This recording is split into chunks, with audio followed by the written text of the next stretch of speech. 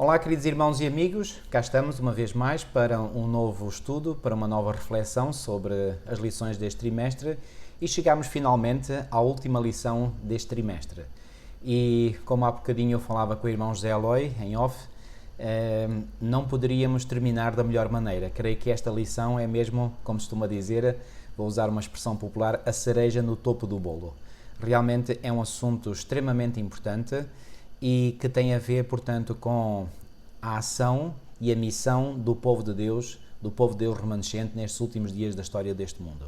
Gostei particularmente do título, Inflamados com a Glória de Deus, e realmente que cada um de nós possa estar inflamado com essa glória de Deus, não apenas na nossa vivência, mas também no nosso testemunho.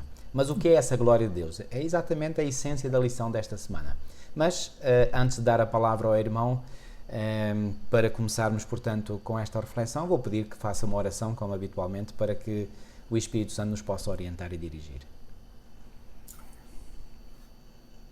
Graças te damos, Pai, pela vida e pela saúde que nos dás, e graças te damos pelo gosto que colocas dentro de nós de estudar a tua palavra. Amém, Senhor. E obrigado também pelo gosto que colocas dentro de nós de explicá-la a outros, Senhor, e de partilhar aquilo que nós aprendemos. Querido Pai, que o teu Espírito possa estar neste momento com o pastor Paulo Cordeiro e comigo e com aqueles que irão ouvir, e que tudo aquilo que irão ouvir, Senhor, aqueles que irão ouvir, possam ser abençoados por Ti, pelo Teu Espírito. Amém. Que os Teus anjos possam estar connosco e com eles, possam estar com todos nós, Senhor, e que nós possamos estar preparados para a Tua vinda, para o tempo que se aproxima, e que nós possamos compreender bem estes temas, Senhor, do capítulo 13 e 14, 17, 18, Apocalipse, Senhor, que nós possamos realmente ficar esclarecidos e tirar todas as dúvidas, e que a partir daqui nós possamos apenas sentir o desejo de divulgar também o conhecimento que temos e nos prepararmos e ajudar outros a prepararem-se. Amém. Abençoa a exposição desta palavra, da exposição da tua lição, Senhor, desta semana. Te pedimos e agradecemos em nome de Jesus. Amém, Senhor. Assim seja. Irmão, eu não iria seguir exatamente, portanto, aqui a sequência que nós encontramos na lição desta semana, mas iria começar, se o irmão estiver de acordo, em que nós comecemos por focar exatamente, digamos, a essência desta lição, que é precisamente a glória de Deus, que é aquilo que vem particularmente explanado aqui na lição de quarta-feira, que vai encher a terra. Se o irmão tem já outro plano em mente, porque nós não discutimos o plano inicial, permitimos que o Espírito Santo nos dirija. Se o irmão tiver outro plano e quiser, tudo bem, mas eu gostaria realmente de começarmos por aquilo que é a essência, que eu considero que é mesmo o sumo desta lição, a glória de Deus. O que é essa glória de Deus e como é que ela pode ser refletida ao mundo? Ora bem, então vamos lá abrir a Bíblia no capítulo 18 de Apocalipse.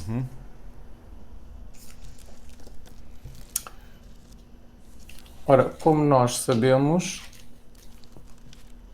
como nós vimos no nosso último estudo, o mundo vai desenvolver, neste mundo nós vamos ver o desenvolvimento de dois tipos de caráter, não é? O caráter do inimigo de Deus e dos homens, plenamente desenvolvido nos habitantes deste planeta, e o desenvolvimento do caráter de Deus, o caráter de Jesus, por outro lado, no remanescente, no povo do Senhor, na Igreja de Deus dos últimos dias. Correto.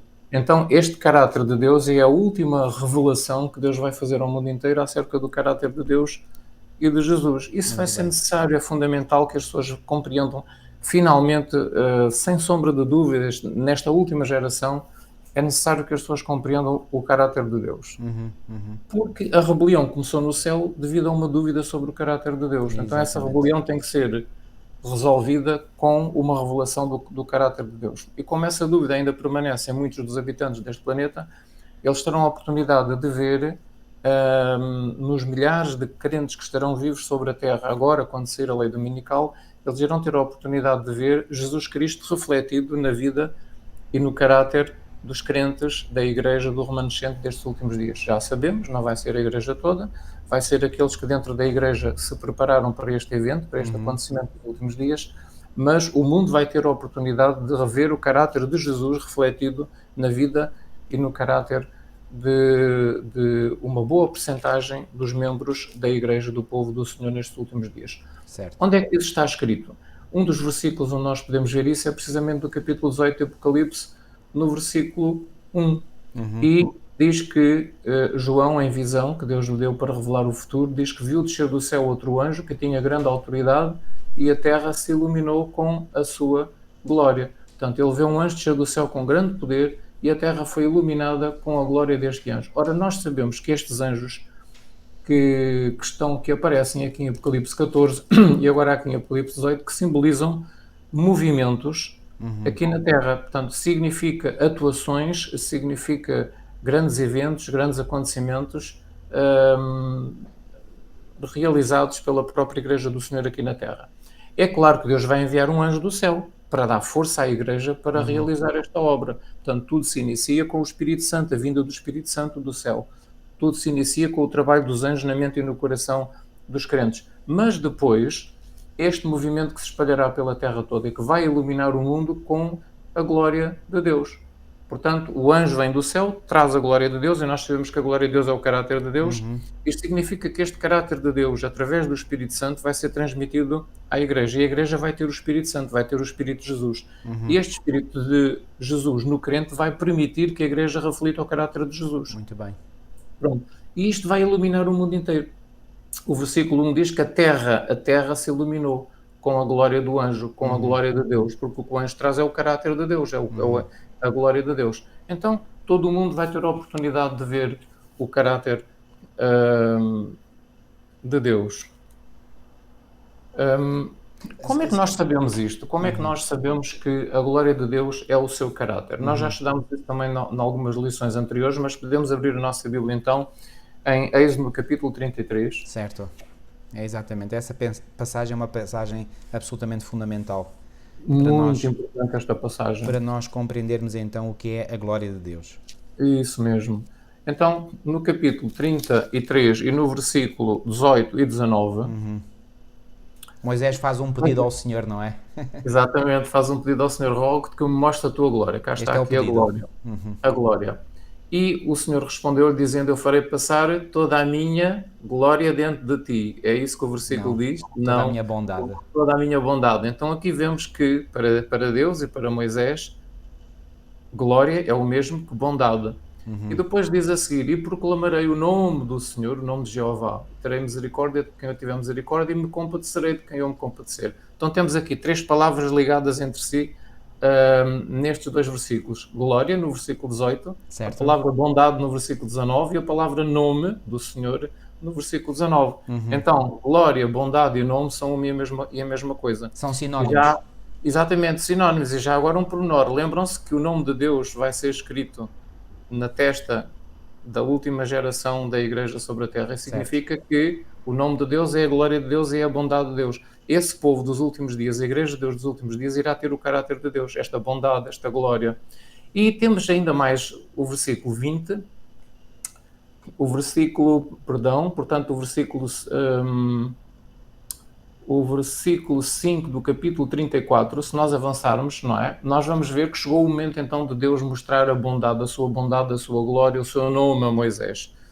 E então no versículo 5 diz, tendo o Senhor descido na nuvem, ali esteve junto dele, de Moisés, e proclamou o quê? O nome do Senhor.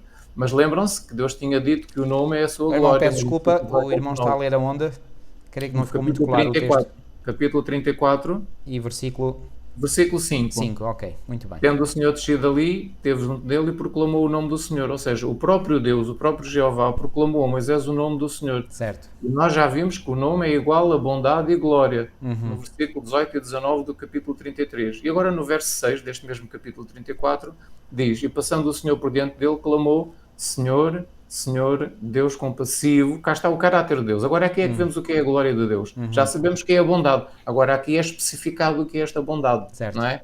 E Deus diz, a minha glória, o meu nome, a minha bondade é isto. Compassivo, clemente, longânimo, grande em misericórdia e fidelidade, que guarda a misericórdia em 1000 gerações, que perdoa a iniquidade, a transgressão e o pecado, ainda que não inocente ou culpado, e visita a iniquidade dos pais nos filhos e nos filhos dos filhos até a 3ª e 4ª geração. Este é o caráter de Deus, esta é a glória de Deus, este é o nome de Deus. E a palavra Jeová ou Yahvé está lá nesta palavra hebraica está contida isto tudo. E esta é uma revelação do próprio Deus. não é? Nesta palavra, neste nome de Deus está contido isto tudo. O Deus é compassivo, é clemente, é longânimo, é misericordioso, é fiel e perdoa a iniquidade. Quando ele diz que não é inocente ou culpado, claro, por isso é que ele enviou Jesus Cristo, o seu próprio Filho, para levar sobre si os nossos pecados, porque Muito senão bem. nós não seríamos salvos. Ele não é inocente ou culpado, é Exato. culpado, mas providenciou uma maneira do culpado Muito ser bem. declarado Exatamente. inocente e ser salvo, não é? E que visita também a maldade até à quarta geração, ou seja, aqueles que não quiserem lançar mão deste grande privilégio de sermos salvos através de Jesus Cristo, irão sofrer as consequências, não é? Exatamente. Sofrerão o fruto das suas próprias ações. Então este é o caráter de Deus, este é o caráter de Deus que será visto na igreja, não na igreja toda, uma parte grande da igreja, o remanescente dentro da igreja. Eu diria Este na é o mesma, caráter.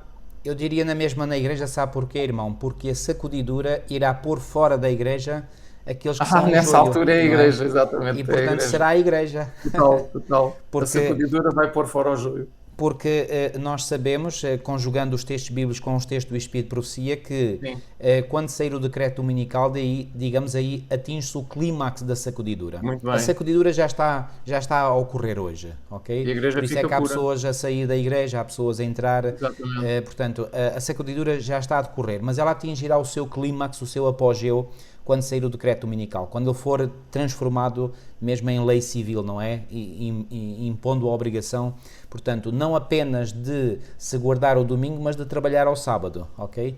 Então, o que é que acontece? Portanto, nessa altura, o joio sai completamente para fora da E a igreja. igreja fica limpa. E a igreja fica limpa. E é Aí é a sobre essa igreja igreja toda. limpa, Aí já é a igreja purificada, toda. aí é a Aí já é a igreja igreja toda. toda. Portanto, será sobre essa igreja limpa, purificada, que será derramada a chuva seródia, e essa chuva seródia capacitará a igreja para apresentar o alto clamor. E esse alto clamor é exatamente aquilo que vem aqui revelado em Apocalipse 18:1. Portanto, é este reforço, este quarto anjo, como é chamado também, vem reforçar as três mensagens angélicas dos três anjos anteriores.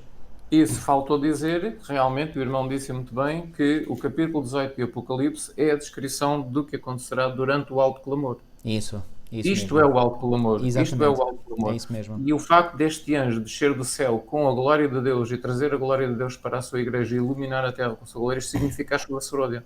Isso Isto é a mesmo. chuva seródia, é o Exatamente. derramamento do É Espírito de isso. Deus. Porque a glória é o quê? A glória sendo o caráter de Deus. É o Espírito de Deus. A glória, o Exato. caráter é o Espírito de Deus e que será derramado sobre a sua igreja. Então, recebem a chuva seródia, o alto clamor é dado, a mensagem do terceiro anjo é proclamada em alto clamor e juntamente com a mensagem dos três anjos, primeiro, segundo e terceiro, juntamente com as mensagens dos três anjos, durante o alto clamor, depois de receber a chuva seródia, a igreja irá, além dessas mensagens, proclamar a mensagem que está aqui em Apocalipse 18. E a mensagem é, novamente, desde 1844, caiu a Grande Babilónia. E depois o tal chamado que aparece no versículo 4, saí dela, de Babilónia, povo meu. Exato. Portanto, há aqui uma denúncia que irá ser feita de que Babilónia caiu, finalmente caiu por completo, e se tornou morada de demónios. É quando a Igreja, o protestantismo e o catolicismo estiverem demasiadamente influenciados e impregnados de forças demoníacas, das trevas, de anjos caídos, que controlarão a Igreja, a teologia, os líderes da Igreja, os membros da Igreja. Portanto, as forças ocultas, o mundo oculto controlará demasiado Babilónia nesta época. E essa denúncia será feita, porque sob a chuva seródia e sob o alto clamor, a Igreja de Deus vai dizer isto ao mundo inteiro. Caiu Babilónia e se tornou morada de demónio. Ou seja, nós vamos dizer ao mundo inteiro, aqueles que participarem da chuva seródia e do alto clamor, vão dizer ao mundo inteiro que o protestantismo caiu e está infiltrado com demónios. Exato. Nós vamos dizer isto ao mundo inteiro. Isto é duro de ouvir.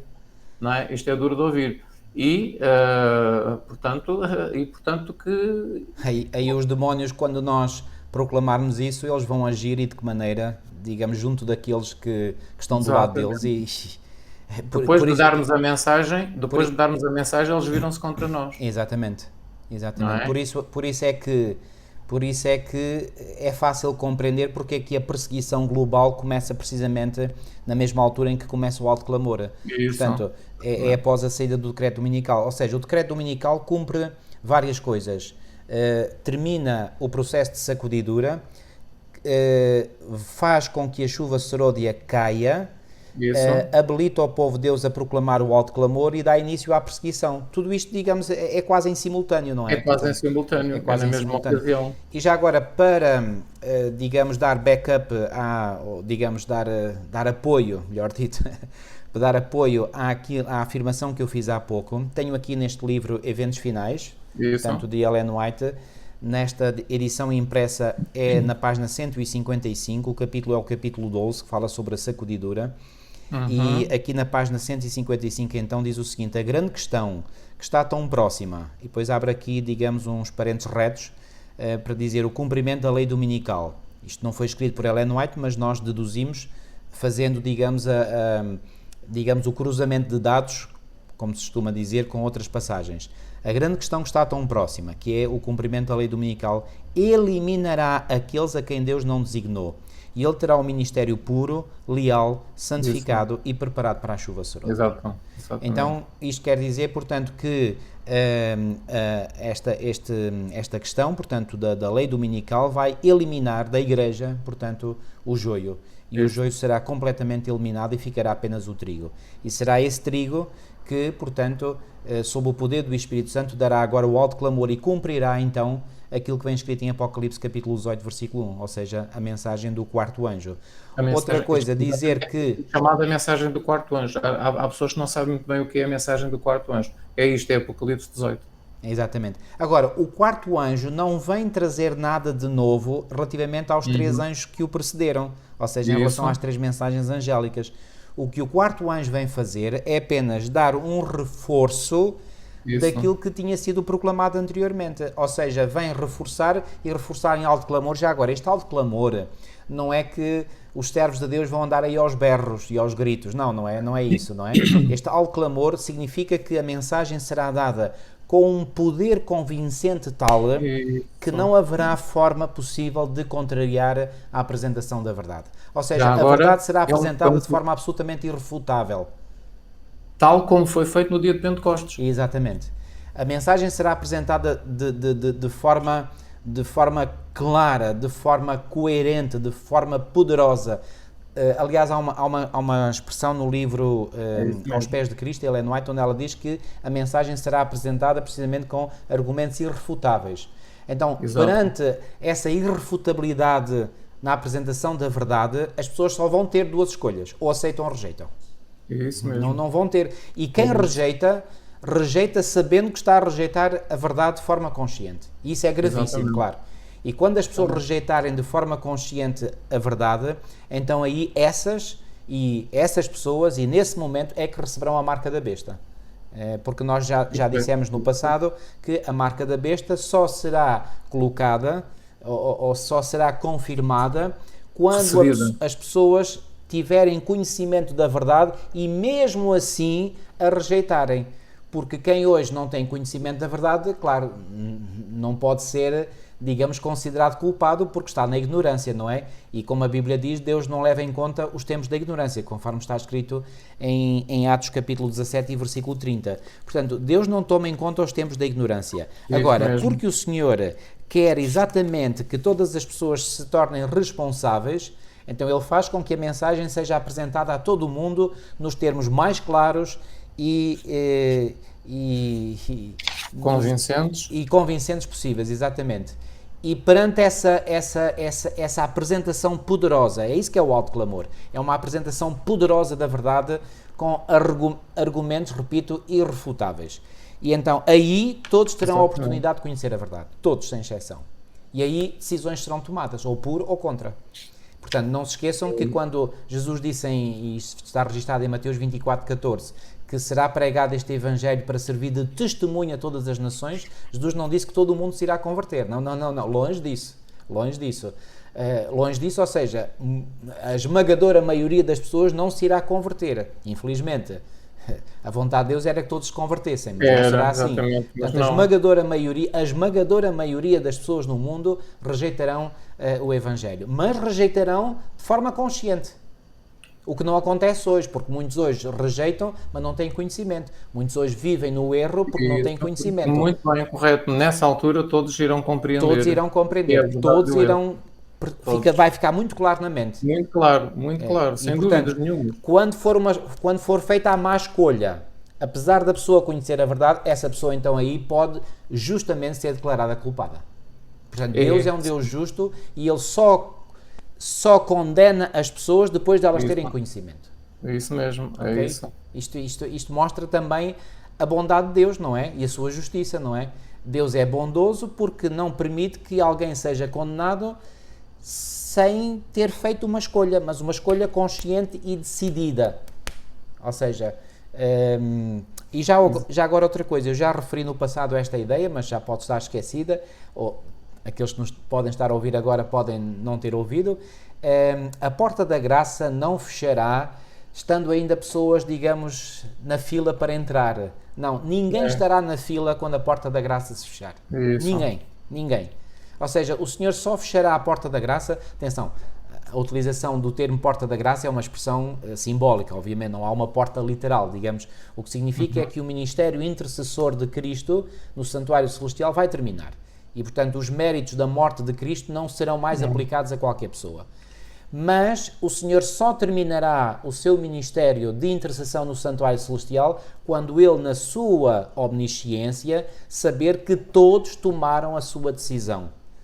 As decisões estão tomadas, mesmo que o tempo da graça durasse mais alguns meses ou anos, não haveria reversão de decisões. Ou seja, aqueles que tomaram a sua decisão por Cristo não voltam atrás e aqueles que tomaram a sua decisão contra Cristo também não voltam atrás. De modo que as decisões estão tomadas. E quando todas as decisões estiverem tomadas, ou melhor, quando todas as pessoas tiverem tomado a sua decisão, aí e só aí é que o tempo da graça termina. Exato, muito Portanto, bem. aquela ideia de que alguém estava quase a entrar, mas olha, atrasou-se um bocadinho, estou a compor uma imagem, atrasou-se um bocadinho e quando ele estava mesmo para chegar a porta fechou. Não, isso não vai acontecer. Isso não vai acontecer. Deus é bom, é bondoso, é justo o suficiente para dar oportunidade a todos. Portanto, todos aqueles que ficarem de fora, repito, ficam de fora da salvação porque quiseram. Porque fizeram uma escolha em rejeitar a oferta da misericórdia de Deus. Isto que fique muito claro na mente de todos. Muito bem, irmãos. Há aqui uma descrição desta época que diz assim: as profecias do Apocalipse 18, isto está nas meditações matinais Maranata de 1976 ou 77, conforme. Aqui é sempre um ano depois. Haverá, durante a proclamação da mensagem do terceiro anjo, outro anjo descerá do céu, tendo grande poder, e a terra se iluminará com a sua glória. É importante salientar que nesta altura desta mensagem do Apocalipse 18, a mensagem do terceiro anjo também vai ser proclamada com uma força maior ainda do que tem sido proclamada até à data. Sim. Então vai ser dito claramente, se alguém adorar a besta e a sua imagem, receber a marca, esta mensagem vai ser transmitida de forma clara, inequívoca, bem clara, bem forte, com poder, com muita bem força, incisiva, bem incisiva. As pessoas vão realmente perceber que não podem adorar a besta e a sua imagem nem receber a marca. As pessoas vão entender isso e vão tomar a tal decisão, ou sim ou não, não é? E nesta descrição diz: durante a proclamação da mensagem do terceiro anjo, outro anjo descerá do céu tendo grande poder e a terra será iluminada com a sua glória. No fundo é a glória de Deus que ele traz do céu. Já agora, irmão, deixe-me ler, ainda não lemos este texto e vem só complementar aquilo que acabou de dizer. O texto de Apocalipse 18.1 faz eco a um texto do Antigo Testamento que está em Abacuque 2.14, que diz: porque a terra se encherá, eu gosto muito deste texto, a terra se encherá do conhecimento da glória do Senhor, como as águas cobrem o mar. Da glória do caráter de Deus. Exatamente.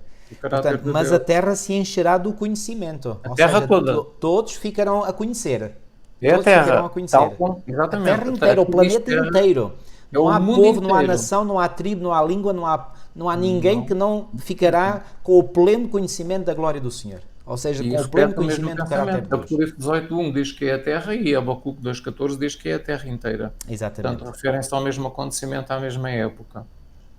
Haverá neste período uma série de acontecimentos que revelarão que Deus é o Senhor da situação. A verdade será proclamada em linguagem clara e inequívoca. Isso. Como um povo, precisamos de estar preparados, preparar o caminho do Senhor sob a soberana direção do Espírito Santo. O Evangelho deve ser proclamado na sua pureza. Portanto, é porque o Evangelho pode não ser proclamado na sua pureza. Exatamente. Mas aqui diz que tem que ser na sua pureza. Claro. A corrente de águas vivas deve, no seu curso, aprofundar-se e alargar-se. Em todos os campos, próximos e distantes, haverá homens que serão chamados do cabo do arado, das mais comuns profissões, no comércio, para se ligarem a homens experimentados e ser por eles instruídos. E à medida que aprendem a trabalhar de modo eficiente, proclamarão a verdade com poder. Através das mais maravilhosas atuações da providência divina, montanhas de dificuldades serão removidas e lançadas no mar. A mensagem que tanta importância tem para os habitantes da Terra será ouvida e compreendida. E compreendida. Lá está. Os homens discernirão a verdade, eles vão discernir Isso. a verdade. A obra progredirá cada vez mais até que a Terra A inteira terra inteira. seja advertida É isso mesmo. e então virá o fim. O grande derramamento do Espírito de Deus que ilumina o mundo inteiro com a sua glória não se dará enquanto não tivermos um povo esclarecido que saiba por experiência própria o que significa ser colaborador de Deus. Quando a nossa consagração ao serviço de Cristo for completa de todo o coração, Deus reconhecerá esse facto através de um derramamento sem medida do seu Espírito. Mas isso não acontecerá enquanto a maior parte dos membros da Igreja não forem cooperadores de Deus. Ele não pode conceder o seu Espírito quando o egoísmo e a condescendência pessoal se manifestam dessa forma. Isto está escrito numa meditação matinal, Minha Consagração Hoje, de 1952, também na página 53. Bom, aquilo que Ellen White diz é apenas, digamos, ampliar aquilo que a Bíblia diz, porque a Bíblia o diz também em termos muito claros, não é? Mas de qualquer modo, aí diz que o povo de Deus terá o conhecimento e a experiência, ou seja, não é apenas o conhecimento teórico, é a experiência de trabalhar para Deus. Exatamente. E o irmão disse uma coisa muito importante: o Evangelho será apresentado na sua pureza. E sabe porquê é que vai ser apresentado na sua pureza? Porque aqueles que serão os agentes pelos quais o Evangelho será pregado, eles próprios estão puros. Estão a vivê-lo na sua própria vida. Estão a vivê-lo, exatamente. Ou seja, o Evangelho que eles estão a pregar a outros já os purificou a eles. Isso mesmo. Mas isto é fabuloso. É fabuloso porque é uma promessa divina. E todas as promessas divinas se cumprem. E, portanto, nós temos que acreditar que esta promessa se irá cumprir também. Paulo não disse em 2 Coríntios 1:20, pois quantas são as promessas de Deus, tantas tem nele o sim, não é? E, portanto, Deus faz uma promessa. E a promessa é que ele terá um povo sobre a terra que terá ficado completamente purificado de todo o pecado, não é? Pela sua graça, pelo seu poder. Só pode ser por isso, não pode ser por qualquer mérito da nossa parte, porque simplesmente não temos esses méritos. Ponto final, parágrafo, fim da discussão. Não, pela sua graça e pelo seu poder, todos aqueles que se sujeitaram a Deus, e essa sujeição não é uma sujeição, digamos, um arrebatamento que eu tenho num dia, eu vou-me dedicar a Deus, e depois passa aquele arrebatamento. Não, é uma experiência contínua, é uma experiência progressiva, é uma experiência constante, diária, perseverante, de eu me sujeitar a Deus dia a dia, momento a momento, para que a sua vontade se cumpra em mim. E sobretudo quando eu sou assaltado pelas tentações do inimigo e eu sei que aquilo é uma tentação do inimigo, então eu tenho que nesses momentos recorrer a Deus e pedir: Senhor, por favor, não me deixes cair em tentação. Aliás, isso foi um ensino que Jesus deu na própria oração que conhecemos como a oração do Pai Nosso: não nos deixes cair em tentação. Então, nós devemos orar. E por falar em orar, fala aqui, é algo muito importante, a oração. Portanto, aqui na lição, por exemplo, de domingo, diz aqui, portanto, Jesus usou a expressão vigiar em relação com a oração fervorosa e sincera.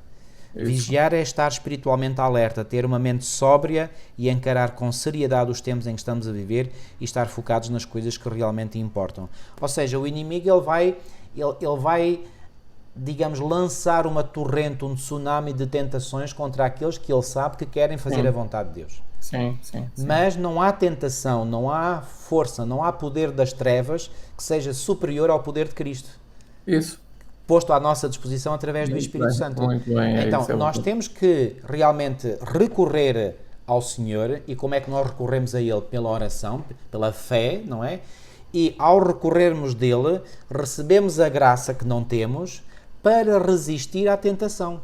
e para assim Isso, vencermos a muito tentação. bem, é isso mesmo. E se nós fizermos isto um dia e 2 dias e semanas e meses e anos, então o nosso caráter vai se moldando cada vez mais à imagem e à Isso. semelhança do nosso Salvador.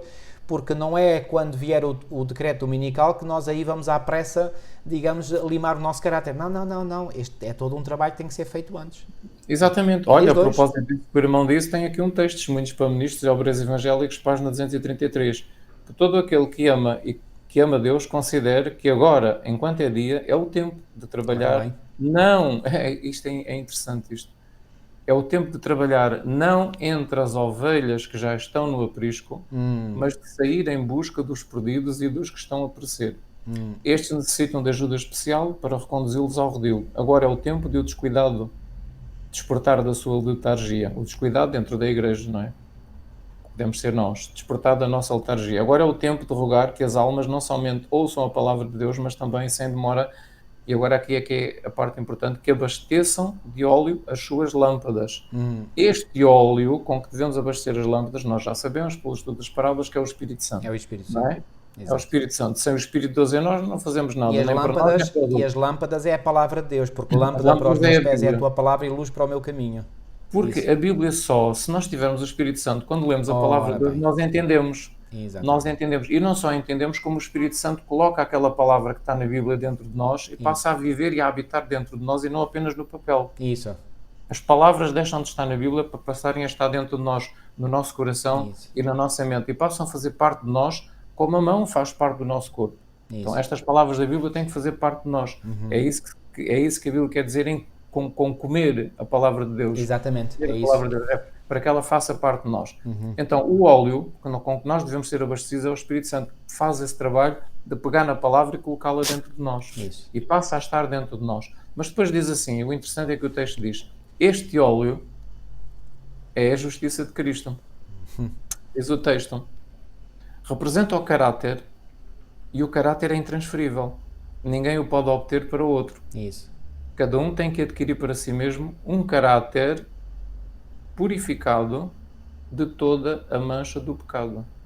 De toda a mancha do pecado. Se há pecados que ainda mancham o nosso caráter, esses pecados têm que ser eliminados. Porque Exato. o caráter tem que estar purificado de qualquer mancha de pecado. E isto é muito importante. E os adventistas do sétimo dia têm que entender isto.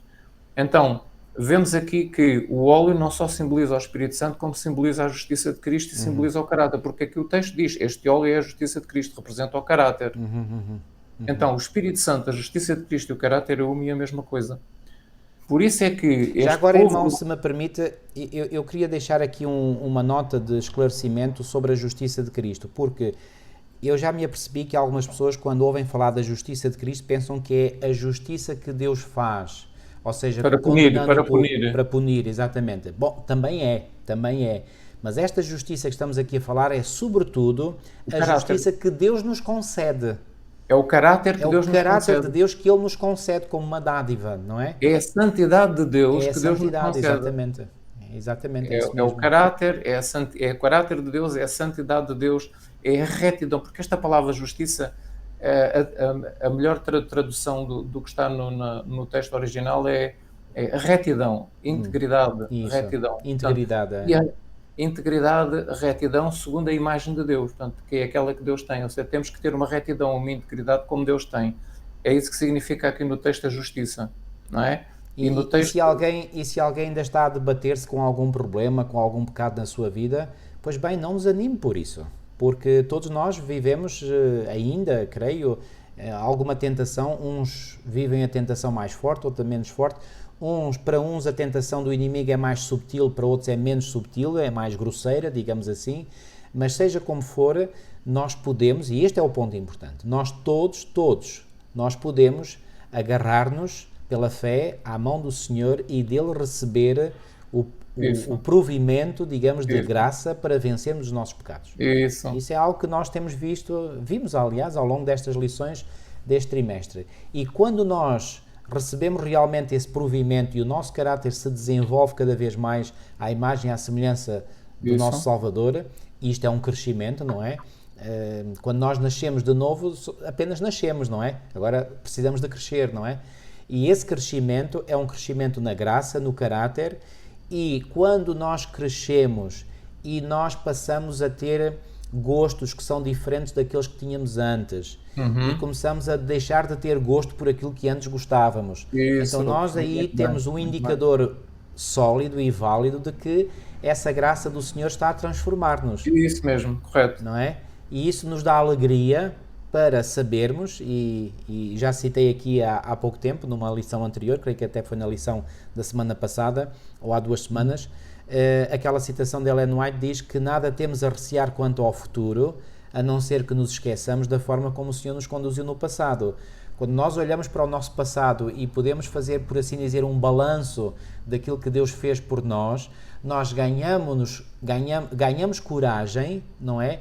Para olhar para o futuro, olhamos para o futuro com esperança, porque Isso. o mesmo Deus que nos ajudou lá no passado é o mesmo Deus que nos ajuda hoje e vai nos ajudar amanhã, não é? Mas nunca podemos esquecer que a vida cristã é uma vida de contínuo progresso, não é?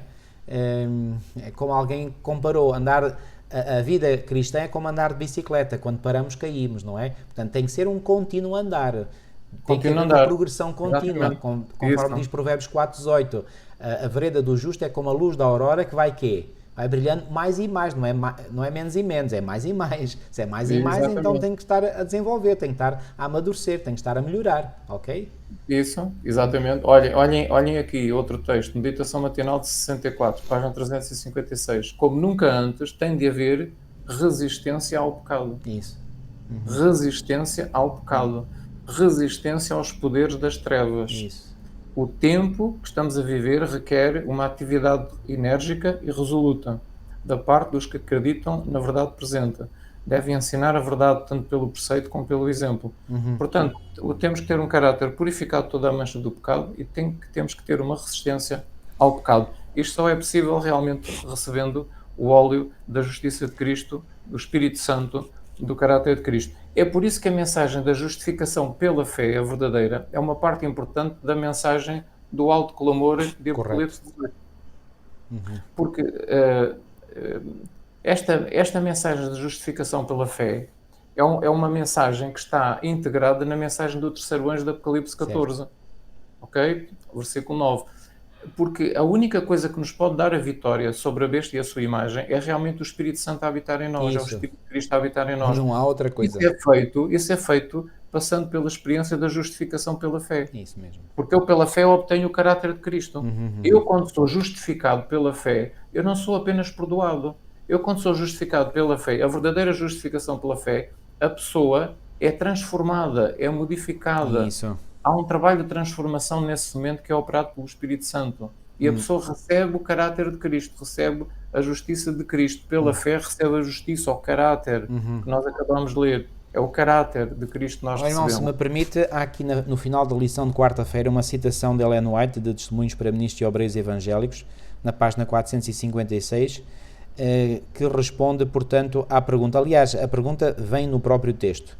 O que é justificação pela fé? E agora vem a resposta. É a obra de Deus, eu gosto muito é a obra de Deus, não é nossa, é a obra de Deus, ao lançar a glória do homem no pó e fazer pelo homem aquilo que ele por si mesmo não pode fazer.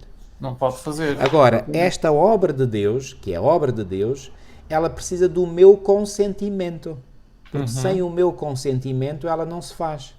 Portanto, Deus tem todo o poder para fazer em mim o que Ele quer, ok? Mas Ele só faz com o meu consentimento. É aí que entra, digamos, a parte humana. A parte humana é em consentir, é em colaborar com Deus, é em fazermos uma união com Deus, uma aliança com Deus, para que Deus tenha plena legitimidade para poder trabalhar em mim.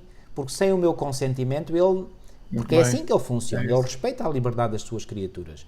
E, portanto, Ele não faz nada contra a nossa vontade. Então, Ele precisa do consentimento. Eu preciso de... Vou usar uma imagem. Eu preciso de assinar... Digamos, o senhor faz uma proposta e eu agora preciso de assinar para que aquilo se torne válido, não é? É como às vezes nós vamos a um banco, ou vamos a uma empresa, não é? Fazemos um contrato, não é? Com uma empresa, por exemplo, para uma empresa que nos fornece determinados serviços, ou a água canalizada em casa, ou a eletricidade, ou os serviços de comunicações, não é? Nós assinamos o contrato. Só depois de nós assinarmos o contrato é que aquele contrato é válido. Ou seja, o que é que a assinatura significa? Significa o meu consentimento.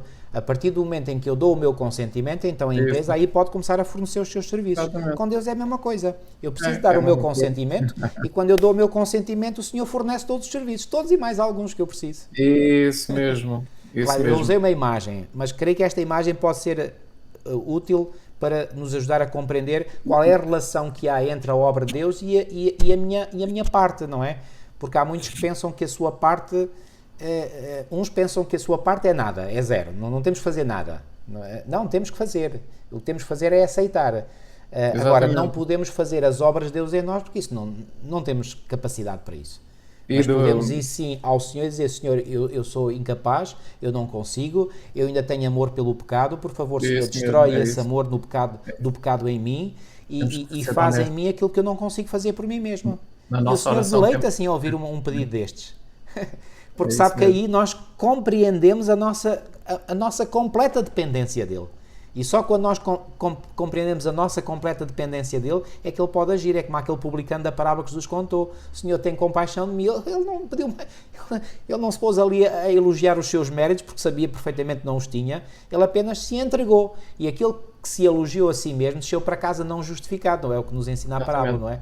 Portanto, é mesmo nós nos entregarmos completamente pela fé e dizer: Senhor, olha, eu não sou capaz, eu não presto, eu não valo nada, eu ainda tenho tendências pecaminosas, eu ainda tenho gosto pelo pecado, mas Senhor, eu sei que Tu tens poder. E porque Tu tens poder, age em mim e opera em mim essa mudança que eu tanto desejo. E o Senhor faz. Isso. Muito bem, é isso mesmo. É isso mesmo. Quando nós dizemos: Senhor, tem compaixão de mim, e o Senhor atua, o Senhor começa a atuar. E a fazer a tal transformação, o tal novo nascimento, a tal santificação. Porque não é só o novo nascimento, não é só o nascimento do alto. O novo nascimento é o início da caminhada. É o início, tem que haver depois. Claro, tem que haver esse começo, claro, se não há esse começo. Tem que haver esse começo. E o problema é que muitas vezes não houve esse começo. Não é? Na vida de muitas pessoas que estão inscritas nos livros da Igreja não houve esse começo. Então, depois desse começo tem que haver a santificação. Isso. Mas é tudo obra do Espírito Santo, é obra da tal glória que vem de Deus, que vem do céu. Isso mesmo. E que, portanto, que vem estar sobre a sua Igreja, sobre o seu Isso povo, mesmo. para que também possa iluminar o mundo inteiro. Então, resumindo, a Igreja dos últimos dias vai ter o caráter de Cristo e vai exemplificar o caráter de Cristo perante o mundo todo. E vai ter passaram pela experiência da verdadeira justificação pela fé. Isso. E depois, ao passarem por essa experiência, vão ter a alegria ou o prazer também de dizer aos outros qual é a solução para o problema do pecado. Exatamente. Qual é a solução para conseguirmos viver uma vida vitoriosa, fazendo a vontade de Deus. Tanto que Ellen White diz aqui em Testemunhos para a Igreja, no volume 6, página 19, na lição de quarta-feira, diz que a mensagem da justiça de Cristo, ou seja, do caráter de Cristo, Isso. não é? Há de soar desde uma até a outra extremidade da terra. Esta é a glória de Deus com que será encerrada a mensagem do terceiro anjo do Apocalipse 14. Portanto, a mensagem do terceiro anjo não é só proclamar, portanto, advertir o mundo contra adorar a besta e a sua imagem, receber a marca na mão ou na testa. Não é só isso. Também mas não é só. Ou seja, a essência da mensagem não é isso. A essência da mensagem é a justificação pela fé. E já agora, irmão, se me permite, eu compreendi isto desta forma. Reparem bem, vai haver um decreto, isso sabemos, não é? Aliás, até aproveito já para dizer aquilo que vem aqui na lição de sábado à tarde, que é, portanto, mais cedo ou mais tarde os eventos finais vão desenrolar-se. Exatamente quando, exatamente como não nos foi dito. Ou seja, nós não sabemos os detalhes, os pormenores. Agora, o que nós sabemos, isso sim, e isso não podemos negar, é que a revelação divina, a revelação profética, nos mostra as grandes linhas de orientação. Digamos, os grandes marcos, digamos, dos acontecimentos que vão acontecer no tempo do fim. Isso sabemos. E quem negar isso está em maus lençóis, ok? Isso sabemos. Agora, o termos o conhecimento, digamos, das grandes linhas dos acontecimentos, quem vão ser os atores principais, o que é que vai estar envolvido, não é? Portanto, isso nós sabemos. Agora, os detalhes, os pormenores, pois bem, isso Deus não revelou os detalhes. Eu dou um exemplo, faço aqui um parênteses. Quando o Senhor revelou no chamado sermão profético, registado em Mateus 24, quando o Senhor revelou aos seus discípulos que quando eles vissem o abominável da desolação em lugar santo para fugirem, não é? E que Lucas, o evangelista Lucas, descodificou em linguagem mais entendível para quem não fosse judeu, porque Lucas era grego, quando ele exemplificou, portanto, dizendo que era Jerusalém cercada de exércitos. Exatamente, isto vem em Lucas 21:20. Então, o que é que Jesus disse? Quando vir de Jerusalém cercada de exércitos, sabei que é o tempo para fugir dela. E a grande questão, já fiquei a pensar disto há algum tempo, a grande questão é, reparem, os discípulos que ouviram Jesus dizer isso, podiam-se muito naturalmente, e é legítimo, e é absolutamente legítimo, colocar-se a questão, ó Senhor, mas como é que tu queres que nós fujamos de uma cidade que está cercada? Então, se a cidade de Jerusalém está cercada, como é que eu posso fugir de uma cidade que está cercada de um exército? Não posso. Isso. Então, parece que as palavras de Jesus não faziam sentido. Mas no momento, quando isso aconteceu, fizeram sentido. Ora aí está. Ou seja, o Senhor não revelou os detalhes todos. O Senhor revelou, quando vir de Jerusalém cercada de exércitos, sabei que é tempo para fugir dela. Ok? E quando realmente Jerusalém foi cercada, é óbvio que eles não puderam fugir nessa altura. Mas o cerco foi levantado. Deus, na sua providência, fez com que esse cerco fosse levantado, e quando o cerco foi levantado, então aí os discípulos de Cristo, os verdadeiros e sinceros discípulos de Cristo, entenderam que a providência divina estava a atuar e que era tempo para fugirem de Jerusalém. E assim fizeram. O que é que aconteceu? Eles fugiram e tinham, digamos, o caminho todo livre para poderem fugir da cidade de Jerusalém, porque os romanos tinham levantado o cerco, e devido ao facto dos romanos terem levantado o cerco, os soldados israelitas, achando que eles estavam, portanto, em fraqueza, foram no seu encalce, pensando que conseguiriam infligir uma derrota, e conseguiram. Então quer dizer que os soldados israelitas saíram de Jerusalém em perseguição das tropas romanas, e quando os cristãos fugiram da cidade de Jerusalém, nem havia soldados romanos, nem havia soldados judeus para os impedir de fugir da cidade de Jerusalém. É isso mesmo, correto. Então, as palavras de Jesus cumpriram-se na íntegra, sim ou não? Na íntegra, sem tirar nem pôr. Eles puderam sair livres de Jerusalém, ninguém os sem impediu, qualquer empecilho. Nem os romanos impediram, nem os judeus os impediram. Tudo livre, tudo aberto. Então, o que é que isto nos ajuda a compreender? Da mesma forma, no tempo do fim, não sabemos todos os detalhes, mas uma coisa podemos e devemos saber, é que o Senhor, na sua providência, irá fazer com que o seu povo encontre a oportunidade de escapar, de onde tiver que escapar, de fazer o que tem a fazer, e o Senhor irá permitir que isso aconteça. Exatamente. Como exatamente os detalhes não sabemos, mas sabemos que o Senhor irá cumprir a sua palavra. E portanto, se tivermos as grandes pinceladas, como o pastor Marco Fino aqui fala, portanto, que em pinceladas largas, o livro do Apocalipse revela-nos as questões cruciais que estão em jogo, os atores principais envolvidos. Se nós conhecermos isto e estiver bem interiorizado na nossa mente, apenas confiaremos pela fé em Deus, que no tempo exato, no tempo preciso, Ele agirá segundo a sua providência, como agiu lá no passado, em Jerusalém, com os seus discípulos da altura, e Ele agirá de forma a pôr o seu povo a salvo. Isto nós temos que acreditar. Exato, até porque ela não tem visão vê, ela vê que quando chegar à altura de sair a lei dominical, ela vê o povo de Deus que ainda está aqueles que ainda estiverem nas cidades, ela vê o povo de Deus sair das cidades. A sair. Deus abrirá um caminho para a saída desses. Ela vê-os a sair das grandes cidades para localidades não tão grandes, de menor mais dimensão. Pequenas, exato. E diz ela, e passo preparatório para sair mesmo das localidades mais pequenas para lugares isolados entre as montanhas. Isso mesmo. Para lugares isolados entre as montanhas. Nós já temos esta dica, vai acontecer a lei dominical, nós vamos ter a possibilidade de sair das cidades. Exatamente. Agora, estava eu a dizer, e por isso é que eu iniciei esta explicação sobre o que aconteceu na cidade de Jerusalém no passado, no ano 70, não é? Aliás, antes do ano 70 e depois no ano 70, porque o primeiro cerco foi antes do ano 70. 60 aí? Foi em 66. 66, uns dizem 67, mas pronto, foi ali uns 3 anos antes. Então, reparem bem, o que é então... como é que nós podemos dizer que a mensagem do terceiro anjo é a mensagem da justificação pela fé, se quando nós lemos a mensagem do terceiro anjo diz lá, se alguém adora a besta e a sua imagem, ele será lançado no lago de fogo e sofrerás... quer dizer, o que é que isto tem a ver, aparentemente, o que é que isto tem a ver com a justificação pela fé? É muito simples, irmãos. Prestem atenção a esta explicação que eu vou dar, porque é assim que eu entendo e que eu acredito que o Espírito Santo revelou à minha mente. Repare bem, há sem dúvida um decreto dominical que estará em jogo. Há sem dúvida uma marca da besta que nos tentará ser imposta.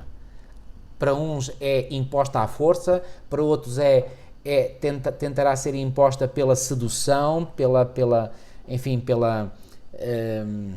enfim, acho que é o termo correto, pela sedução, ou pela sedução ou pela força, não é? Há um selo de Deus, não é? E esse selo de Deus é o caráter de Deus que está revelado claramente na sua lei, portanto isto é claro. Agora, o que é que uma coisa tem a ver com outra? É muito simples, porque reparem, quando o mundo inteiro for colocado perante uma escolha, e essa escolha é ou escolho o selo de Deus ou escolho a marca da besta. Reparem, é verdade que, digamos, a ponta visível do iceberg, quer do selo de Deus, quer da marca da besta, é, no caso do selo de Deus, o quarto mandamento, o sábado, e no caso da marca da besta, o domingo, ok? A guarda do domingo. Isto é a ponta do iceberg, ok? Mas, por debaixo da ponta visível do iceberg, o iceberg é muito maior. E o maior que está escondido é isto. Em quem é que eu quero confiar? Eu quero confiar no Senhor do sábado ou no Senhor do domingo? Esta é que é a grande questão. E se eu confio no Senhor do sábado, eu tenho que confiar pela fé. Não há outra hipótese. Não há outro caminho. E essa fé tem que estar solidamente incrustada na minha mente, porque eu, num mundo onde as evidências palpáveis, visíveis não existem, eu tenho que caminhar pela fé. Aliás, Paulo definiu, em 2 Coríntios 5,7, diz, visto que andamos pela fé e não pelo que vemos. Outra versão diz, visto que andamos pela fé e não pela vista. Então, quer dizer, andar pela fé é andar num caminho invisível. Mas eu tenho que ter uma fé tão sólida, tão bem fundamentada, que, apesar de todas as evidências à minha volta mostrarem que eu estou errado, mesmo assim eu ter a certeza que estou certo. E isto é uma fé muito forte, que é a tal fé de Jesus, já falámos aqui. Porque Jesus, quando ele na cruz venceu, e venceu pela fé, ele venceu apesar de todas, repito, todas as evidências à sua volta mostrarem que ele estava errado. Isso mesmo. Ele foi apenas pela fé, unicamente pela fé, que ele venceu. Ele sabia que estava certo, embora todas as evidências visíveis e palpáveis à sua volta indicassem que ele estava errado. Com esta fé deste tipo que o povo de Deus há de vencer no tempo do fim. Ou seja, é uma fé que os leva a acreditar que estão certos, apesar de todas as evidências à sua volta mostrarem exatamente o contrário. Muito bem, é isso mesmo. Correto, muito bem. E, além disso, não podemos esquecer-nos de que nos escritos de Ellen White, muitas vezes quando ela fala e quando ela diz terceira mensagem angélica, ela quer dizer tríplice mensagem angélica. Sim, também. Ou seja, porque estas três andam juntas. Andam juntas. É um conjunto. Então, onde é que nós encontramos no conjunto a mensagem da justificação pela fé? É aqui, na mensagem do primeiro anjo. Porque na mensagem do primeiro anjo, no versículo 6, diz que este povo, para já este anjo, pronto, que desce do céu e que dá a luz da verdade à igreja aqui na terra. E depois a igreja aqui na terra, o que é que eles vão pregar? O Evangelho Eterno. Isso. O que é o Evangelho Eterno? É a boa nova de que através da justificação pela fé nós podemos ser salvos. Exatamente. Podemos ser salvos do quê? Do poder do pecado na nossa vida. Exatamente. Isto é a justificação pela fé. Podemos ser salvos da penalidade e do poder do pecado. Da penalidade e do poder do pecado na nossa vida. Isto é o Evangelho. Isto é o Evangelho. Isto é a justificação pela fé, porque o Evangelho é a justificação pela fé. Exatamente. É a mensagem da justificação pela fé. E nós encontramos aqui na tríplice mensagem angélica a mensagem da justificação pela fé, que é isto. Tinha o Evangelho Eterno para o pregar aos que habitam sobre a terra. Ou seja, nós, os que fizermos parte disto, não é? Aqueles que estão fazendo parte disto e que irão fazer parte disto, vão ensinar ao mundo inteiro o Evangelho. Exatamente. Como é que são salvos do poder do pecado? Como é que se libertam do poder do pecado na sua vida? Como é que se tornam santos? Como é que podem refletir o caráter de Cristo? E isto é a mensagem da justificação pela fé. É o Evangelho. Exatamente. E outra coisa, irmão... E quando no versículo 7, nós vamos dizer, nós, os que pregarmos esta mensagem, esta tríplice mensagem, agora, quando for feita a lei dominical e esta tríplice mensagem for dada com poder, nós também vamos dizer o que está no verso 7. O que é que nós vamos dizer? Que as pessoas, os crentes, a igreja, todos aqueles que quiserem ser salvos, devem dar glória a Deus. E nós já aprendemos numa lição anterior que dar glória a Deus é viver o caráter de Deus na nossa própria vida. E como é que se vive o caráter de Deus na nossa própria vida? Fazendo constantemente a experiência da justificação pela fé. Exatamente. Muito Hora a bem. hora, momento a momento, dia a dia. Portanto, esta experiência da justificação pela fé não só tem que ser feita, mas tem que ser mantida Isso. dia a dia. Tem que ser Exatamente. mantida dia a dia. É uma experiência diária, é uma experiência constante, a justificação pela fé. Ou seja, eu recebo constantemente o caráter de Cristo, da santidade de Cristo, Exatamente. do seu Espírito. Portanto, isto é a justificação pela fé. E como vemos, está aqui na tríplice mensagem angélica a mensagem de justificação pela fé, que é dada através do Evangelho.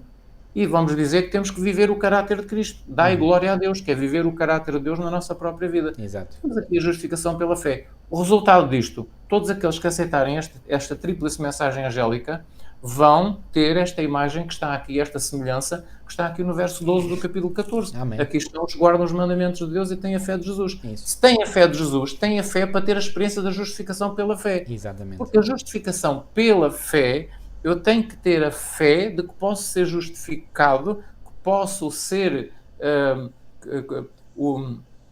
que Jesus me pode dar o poder sobre o pecado na minha própria vida, que Jesus me pode dar o seu próprio caráter, e isso só pode ser feito pela fé. E é interessante que esta fé não é uma fé qualquer, é a fé de Jesus. Isso. A mesma qualidade de fé que Jesus tinha é que pode fazer com que a gente obtenha esta experiência da justificação e de guardar os mandamentos. Exatamente. E de guardar os mandamentos. Então está aqui no verso 6, no verso 7 e no verso 12 a justificação pela fé. Exatamente. Como fruto disto, eles guardam os mandamentos. Exatamente. E continuam a ter esta fé que lhes deu a justificação, que lhes deu o novo nascimento, que lhes deu o novo coração. E essa fé, portanto, é a fé de Jesus, que é-nos dada como uma graça, não é? Que nós devemos alimentar. Já agora, irmão, uma outra imagem, eu gosto de apresentar às vezes ilustrações, que eu creio que podem ajudar a compreender melhor. Repara, isto é como instalar um software antivírus no computador, não é? O nosso computador, se estiver ligado à internet, e a maior parte dos nossos computadores hoje estão ligados à internet, não é? Portanto, pode ser alvo de ataques, não é? Ataques informáticos, de vírus, não é? E para protegermos os nossos computadores ou qualquer outro aparelho eletrónico, não é? Que esteja conectado à internet, nós precisamos de ter um antivírus instalado. Ora bem, o antivírus é o software que necessita de ser instalado, mas depois da instalação, esse antivírus tem que ser diariamente atualizado. Porque se ele deixar de ser atualizado, o que é que acontece? Ele perde a validade, ele perde a função para a qual foi criado, não defende mais. Porquê? Porque há sempre novas ameaças que estão a surgir, não é? Bom, estou a falar do geral, não é? Claro, havia muito a dizer sobre isso, mas pronto, vou apenas apresentar aqui a teoria, não é?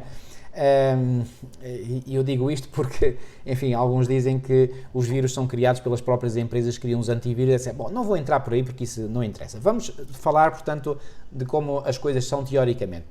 Teoricamente, um antivírus é um sistema que protege o meu computador de ataques que vêm do exterior. Ora bem, nós instalamos ou permitimos que o software antivírus seja instalado no nosso coração quando nós vivemos a conversão. Aí é a experiência da justificação. Agora, a experiência da santificação é a atualização diária desse software. Diária. Dizer. Pronto. Ou seja, nós temos que atualizar. Não precisamos de instalar tudo de novo.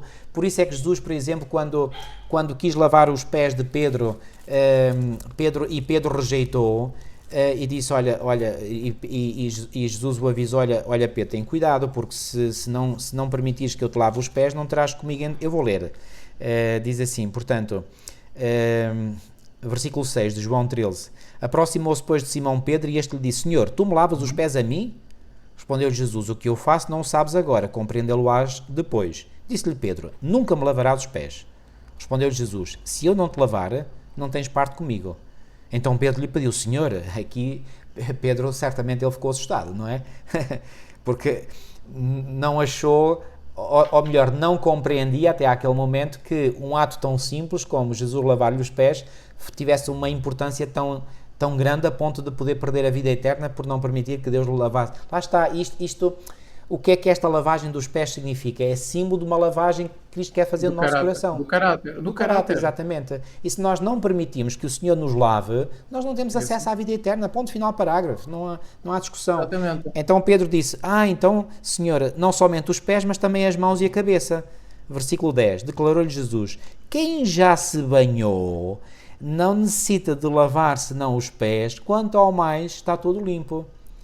Então, o que é que Jesus quer dizer? Quem já se banhou não necessita de lavar senão os pés. Ou seja, quem já se banhou, isto é a experiência da justificação, simbolizada pelo batismo, não é? Então, quer dizer que aqueles que já viveram a experiência da justificação não precisam de voltar outra vez, digamos, a viver tudo de novo. Têm é que fazer uma atualização, digamos assim. Ou seja, eles têm que viver um mini batismo em cada dia da sua vida, por assim dizer.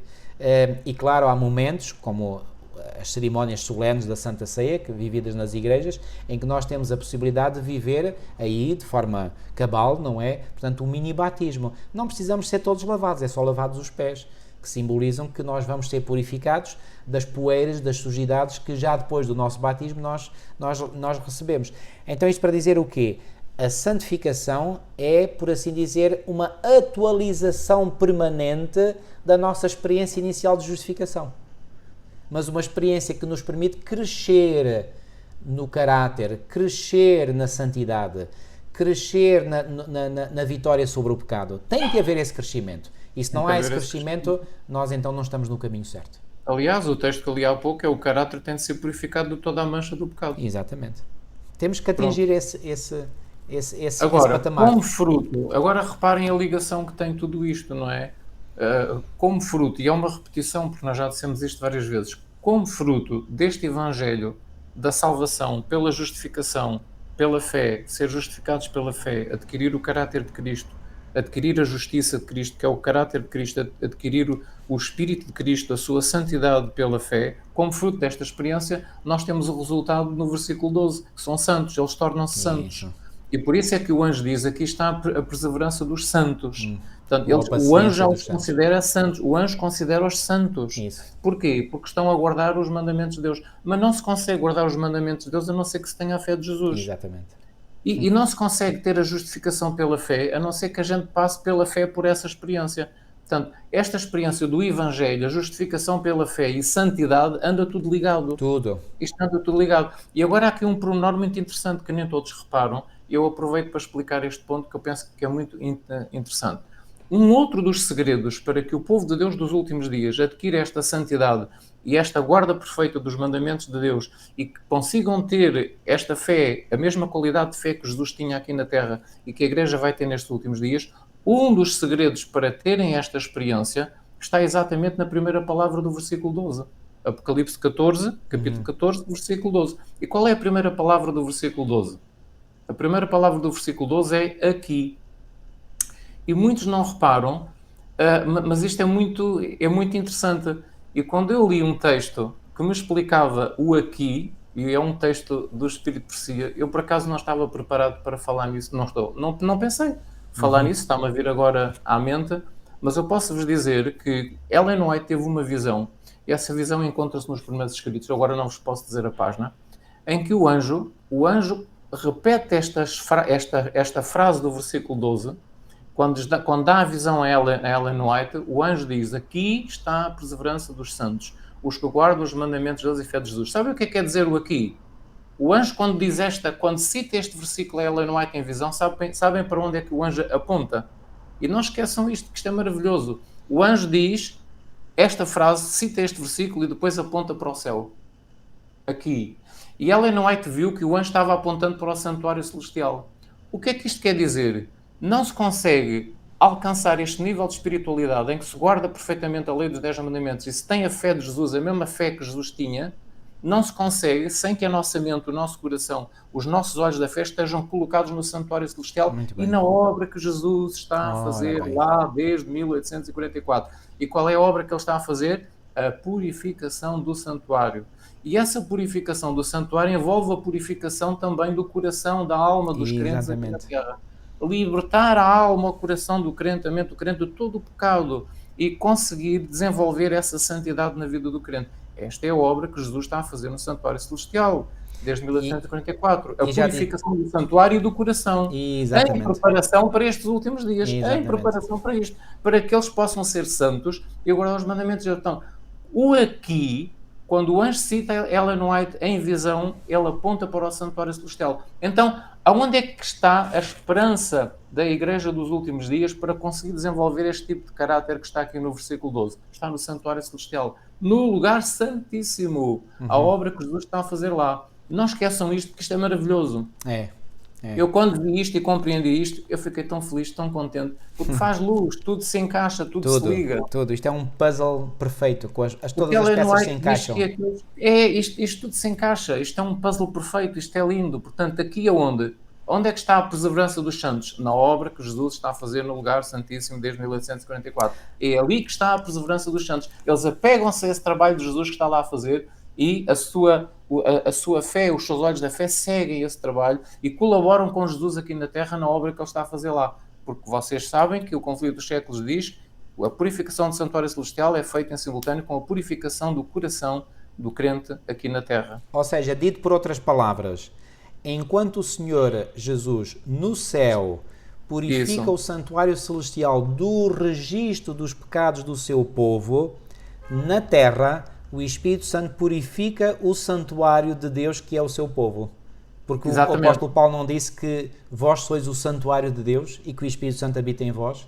Cá está. Exatamente. Portanto, ou seja, as duas obras são paralelas, são feitas em simultâneo. Muito bem. Enquanto o Senhor purifica, e reparem, à medida que a purificação do santuário celestial atinge, digamos, a sua completude, ou caminha para a sua completude, também a purificação do santuário na terra, que é o povo de Deus, caminha para a sua completude.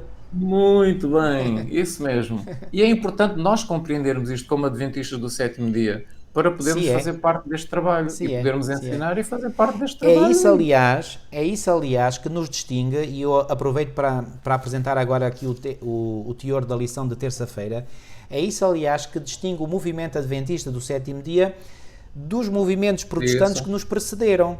Já agora, aqui um esclarecimento. Nós acreditamos e continuamos a acreditar, e quando eu digo nós, não é eu e o irmão José Eloy, quando eu digo nós, aqui é nós adventistas do sétimo dia, ou seja, a Igreja Adventista do sétimo dia, estou a falar em nome da Igreja Adventista do sétimo dia, porque isto que eu vou dizer é posição oficial da Igreja.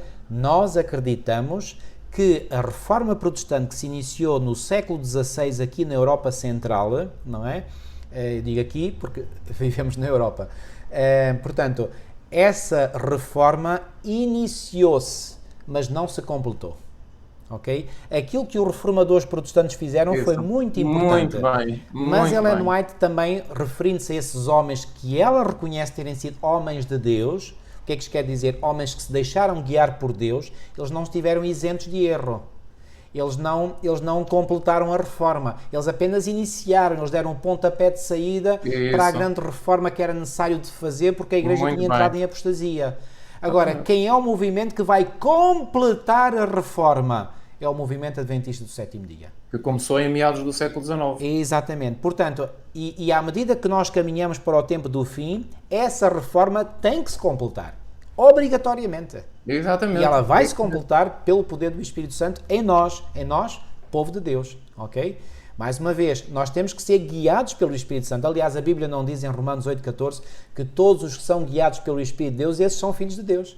Então, quem são os verdadeiros filhos de Deus? Os filhos de Deus não é aqueles apenas que professam o nome de Cristo, não.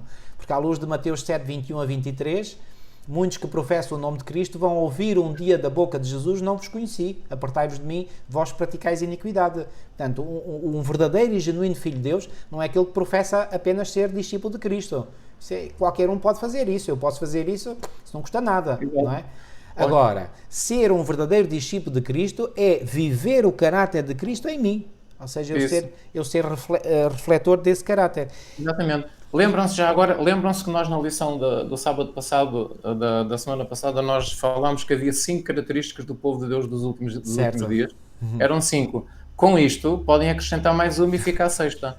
Então temos 6 características do povo de Deus dos últimos dias. Então qual é a sexta? A sexta é que o povo de Deus dos últimos dias mantém uma perseverança na obra que se está realizando no Santuário Celestial, no Lugar Santíssimo, desde 1844. O juízo investigativo ou a purificação do Santuário. Eles sabem que o caráter de todo o ser humano, do crente, está a ser examinado. E somente aqueles que tiverem um caráter puro e santo passarão no juízo investigativo. E ali está a sua perseverança na obra que Cristo está lá realizado desde Exatamente. 1854. Sexta característica é isto. A perseverança deles está lá, Aliás, no santuário celestial. ó irmão, uma das características que são mencionadas nos 144 mil, isso vem no texto de Apocalipse 14, vem, portanto, no versículo 4, que diz assim: são estes os que não se macularam com mulheres, porque são castos. Depois diz: são eles os seguidores do Cordeiro por onde quer que vá. Então, quando Jesus entrou no santuário celestial, estes podem, pela fé, acompanhar Cristo no santuário celestial. Ou seja, os verdadeiros Muito seguidores bem. de Cristo hoje sabem onde Jesus está e o que está a fazer por nós. Isso, exatamente. É essa mesma ideia. E eles, E ou a seja, esmagadora, digo isto com tristeza, atenção, não é como crítica e muito menos como acusação. Digo isto com tristeza. A esmagadora maioria do mundo protestante de hoje, do mundo evangélico, não tem digamos, nenhum indício sobre isso. Ou seja, eles não percebem minimamente onde é que Cristo está, o que é que está a fazer. sabem o que Não é percebem. triste. Portanto, não estão a ser seguidores do Cordeiro onde quer que ele vá. Podem, atenção, podem ainda vir a ser, quando forem iluminados, quando a sua mente for iluminada, quando eles aceitarem a verdade, certamente que aí eles vão seguir pela fé. E, portanto, esta obra não está ainda completa, ela está a caminhar para a completude, ou seja, para ficar completa, mas ainda não está. Há de estar, mas ainda não está, ok? Exatamente. Portanto, Parte do povo de Deus que ainda está nessas igrejas vão acabar por sair e aceitar esta verdade. exatamente.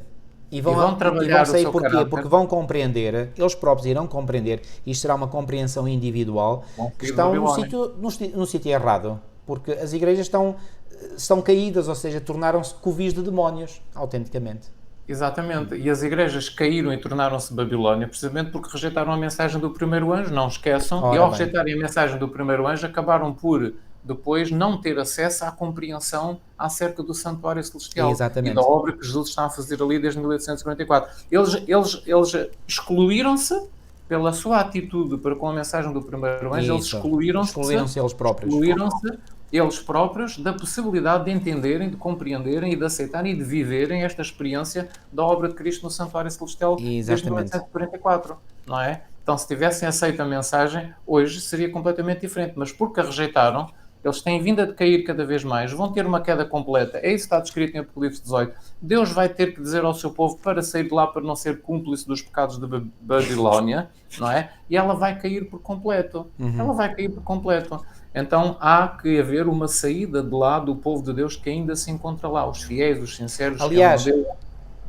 e vai haver povo de Deus em Babilónia até ao anúncio do quarto anjo. Como é que nós sabemos isso? Muito bem. Então, Até se o quarto cumprir anjo diz, Apocalipse sai 18. dela, povo meu, quer dizer que há povo de Deus em Babilónia ainda. Exatamente. Até à chuva serôdia e ao alto clamor, há povo de Deus ainda nas igrejas protestantes. Exatamente. Que vão Protestante e sair de católica.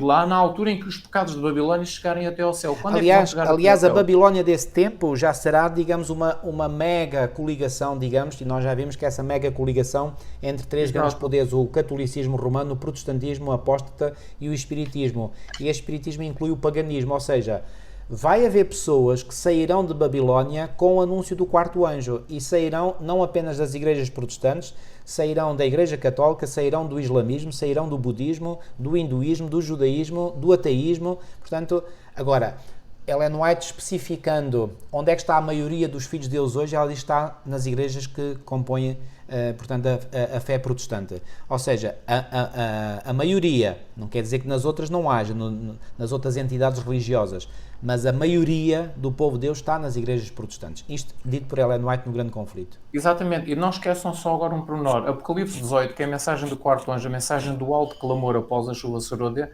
vem, portanto, depois da imagem da besta ser formada. Porque a mensagem do Apocalipse 14 adverte contra a imagem da besta. Não faria isto tem toda a lógica, irmão, o que acabou de dizer, porque reparem, quando é que o alto clamor, porque é que o alto clamor terá um grande impacto? Terá um grande impacto porque agora não mais se fala de algo que é considerado por hoje alguns como sendo utópico. Reparem, até há adventistas hoje, enfim, professos adventistas, eu, enfim, digo assim, que Deus me perdoe se estou a dizer mal, mas há professos adventistas hoje que não acreditam que vai haver um decreto dominical. Não acreditam. Pois não, pois não. Então o que é que vai acontecer? Quando o decreto dominical sair de facto, quem é que aí pode negar? Quem é que aí pode negar, digamos, a realidade? Ninguém. E precisamente porque a realidade agora, digamos, a profecia tornou-se realidade, agora o alto clamor vai ter um grande impacto porque os dados, as provas, as evidências estão à vista de todos. E não há como negar. Exatamente. Portanto, não esqueçam que a imagem da besta representa a forma do protestantismo apóstata que se desenvolverá quando as igrejas protestantes buscarem o auxílio do poder civil para impor os seus dogmas. Grande Conflito, página 445. Certo. Quando as igrejas protestantes, isto é Babilónia, as igrejas protestantes aqui, quando é mencionado aqui no capítulo 18 e também no capítulo 14, são as igrejas protestantes, que entretanto se terão unido ao resto da outra facção de Babilónia, que é o catolicismo romano, que entretanto uniram forças para fazer aquilo que querem fazer. Quando as igrejas protestantes se unirem com o poder secular para sustentar uma falsa religião, quando o Estado usar o seu poder para promulgar os decretos e sustentar as instituições da igreja protestante, então a América protestante terá formado uma imagem do papado. Exato. Portanto, a imagem da besta é uma imagem do papado. Certo. O papado era a igreja unida ao Estado. E a imagem é uma da besta fotocópia do papado, digamos assim. É uma cópia. A imagem da besta é o protestantismo unido ao Estado, usando o poder do Estado para impor as leis da igreja, para impor os dogmas da igreja. Portanto, e quem é que formará esta imagem? É os Estados Unidos, é o governo dos Estados Unidos. É que darão força a esta imagem, porque eles é que têm autoridade para fazer isso. Ou seja, os protestantes vão pedir isso, o povo vai pedir isso, a América protestante vai pedir isso e o governo vai dizer, está bem, nós vamos fazer isso.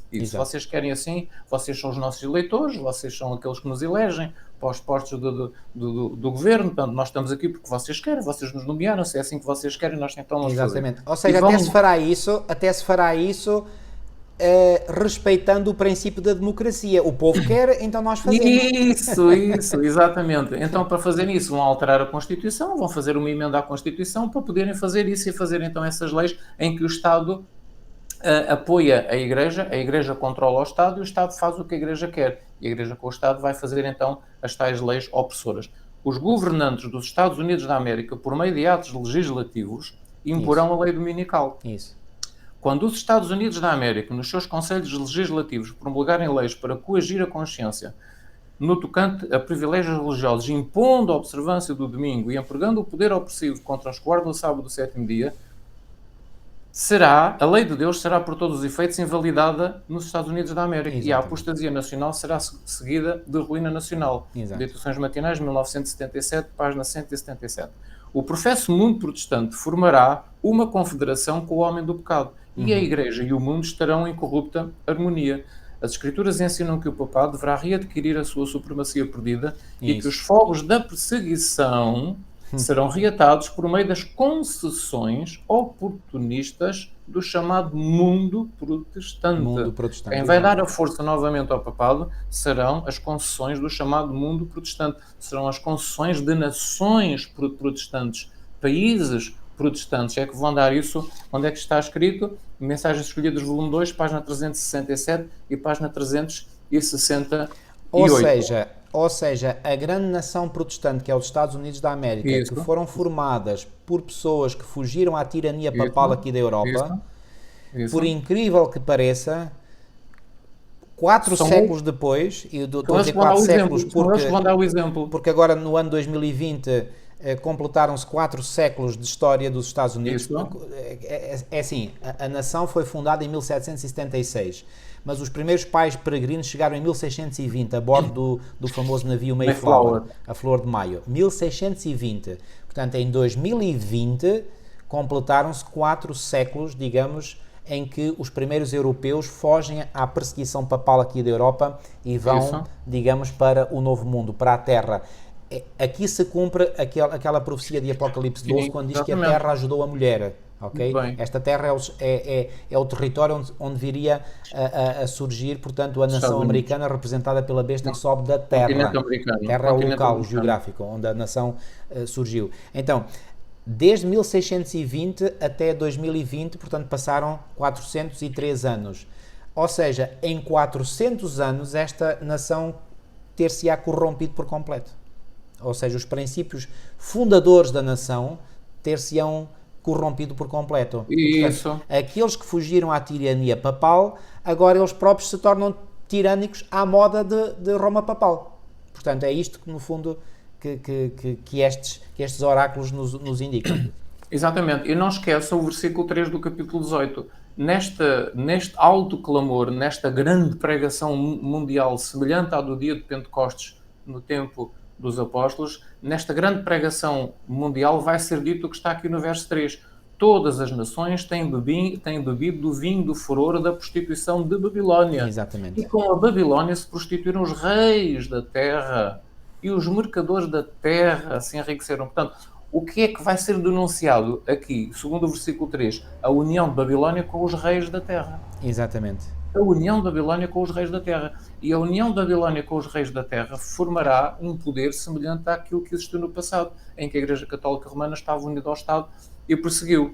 Portanto, há aqui uma união da Igreja-Estado. Agora, deixa-me... Eu quero ler para vós mais alguns textos de Espírito Profecia. Isto é o fim da nossa lição, é o fim do tema deste trimensário. E eu queria deixar estes textos na mente de todos. O protestantismo, um poder que, embora professe ter a índole e o espírito de um cordeiro e estar aliado com o céu, falará com a voz de um dragão. Isso. Haverá um laço de união universal, o mundo todo, uma grande harmonia, uma confederação das forças de Satanás, e assim será manifestado o mesmo poder arbitrário e opressivo que foi manifestado pelo papado. Maranata, Meditação Matinal, página 185. Outro, Mensagens Escolhidas, volume 2, página 367. O papado deverá readquirir a sua supremacia perdida e os fogos da perseguição serão reatados por meio das concessões oportunistas do chamado mundo protestante. Outro, Testemunhos Seletos, volume 2, página 373. Quando os Estados Unidos, o país da liberdade religiosa, se aliar com o papado, os Estados Unidos é um país protestante, se aliarem com o papado a fim de dominar as consciências e impelir os homens a reverenciar o domingo, os povos de todos os demais países do mundo hão de ser induzidos a imitar-lhe o exemplo. Compreenderam isto? Quando os Estados Unidos se aliarem com o papado, a fim de dominar as consciências, os povos de todos os demais países do mundo vão ser induzidos a imitar o exemplo da América. É aqui que a América vai influenciar o mundo inteiro e todos vão fazer o mesmo que a América vai fazer. Exato. Outro texto, Maranata, a Meditação Matinal de 1977, página 175. Chegará o tempo em que os homens não somente proibirão o trabalho no domingo, que é isto que todos nós esperamos, mas farão uma segunda coisa. Procurarão obrigar as pessoas a trabalhar ao sábado. Isso. Portanto, não só proibirão o trabalho ao domingo, como obrigarão a trabalhar ao sábado. Exato. E aqui é que vai ser o problema. Porque se houvesse só a proibição de trabalho ao domingo, isso não nos afetaria. Não nos afetaria, exatamente. O que nos afeta, sim, e é uma violação flagrante do quarto mandamento, é a obrigação de trabalhar no dia que é o dia sagrado, que é o sábado. Exatamente. Já agora, irmão, aqui no auxiliar do dinamizador desta lição, fala aqui que, portanto, a prostituição é uma união ilícita. Há três grupos que se unem nessa união ilícita, ou confederação do tempo do fim. Babilónia. E Babilónia é mais, digamos, é mais o aspecto religioso. É a cristandade. Exatamente. É a cristandade, mas também unida com o paganismo. E o braço do paganismo é o espiritismo, porque... Porque Babilónia caiu, porque reparem, no versículo 2 do capítulo 18...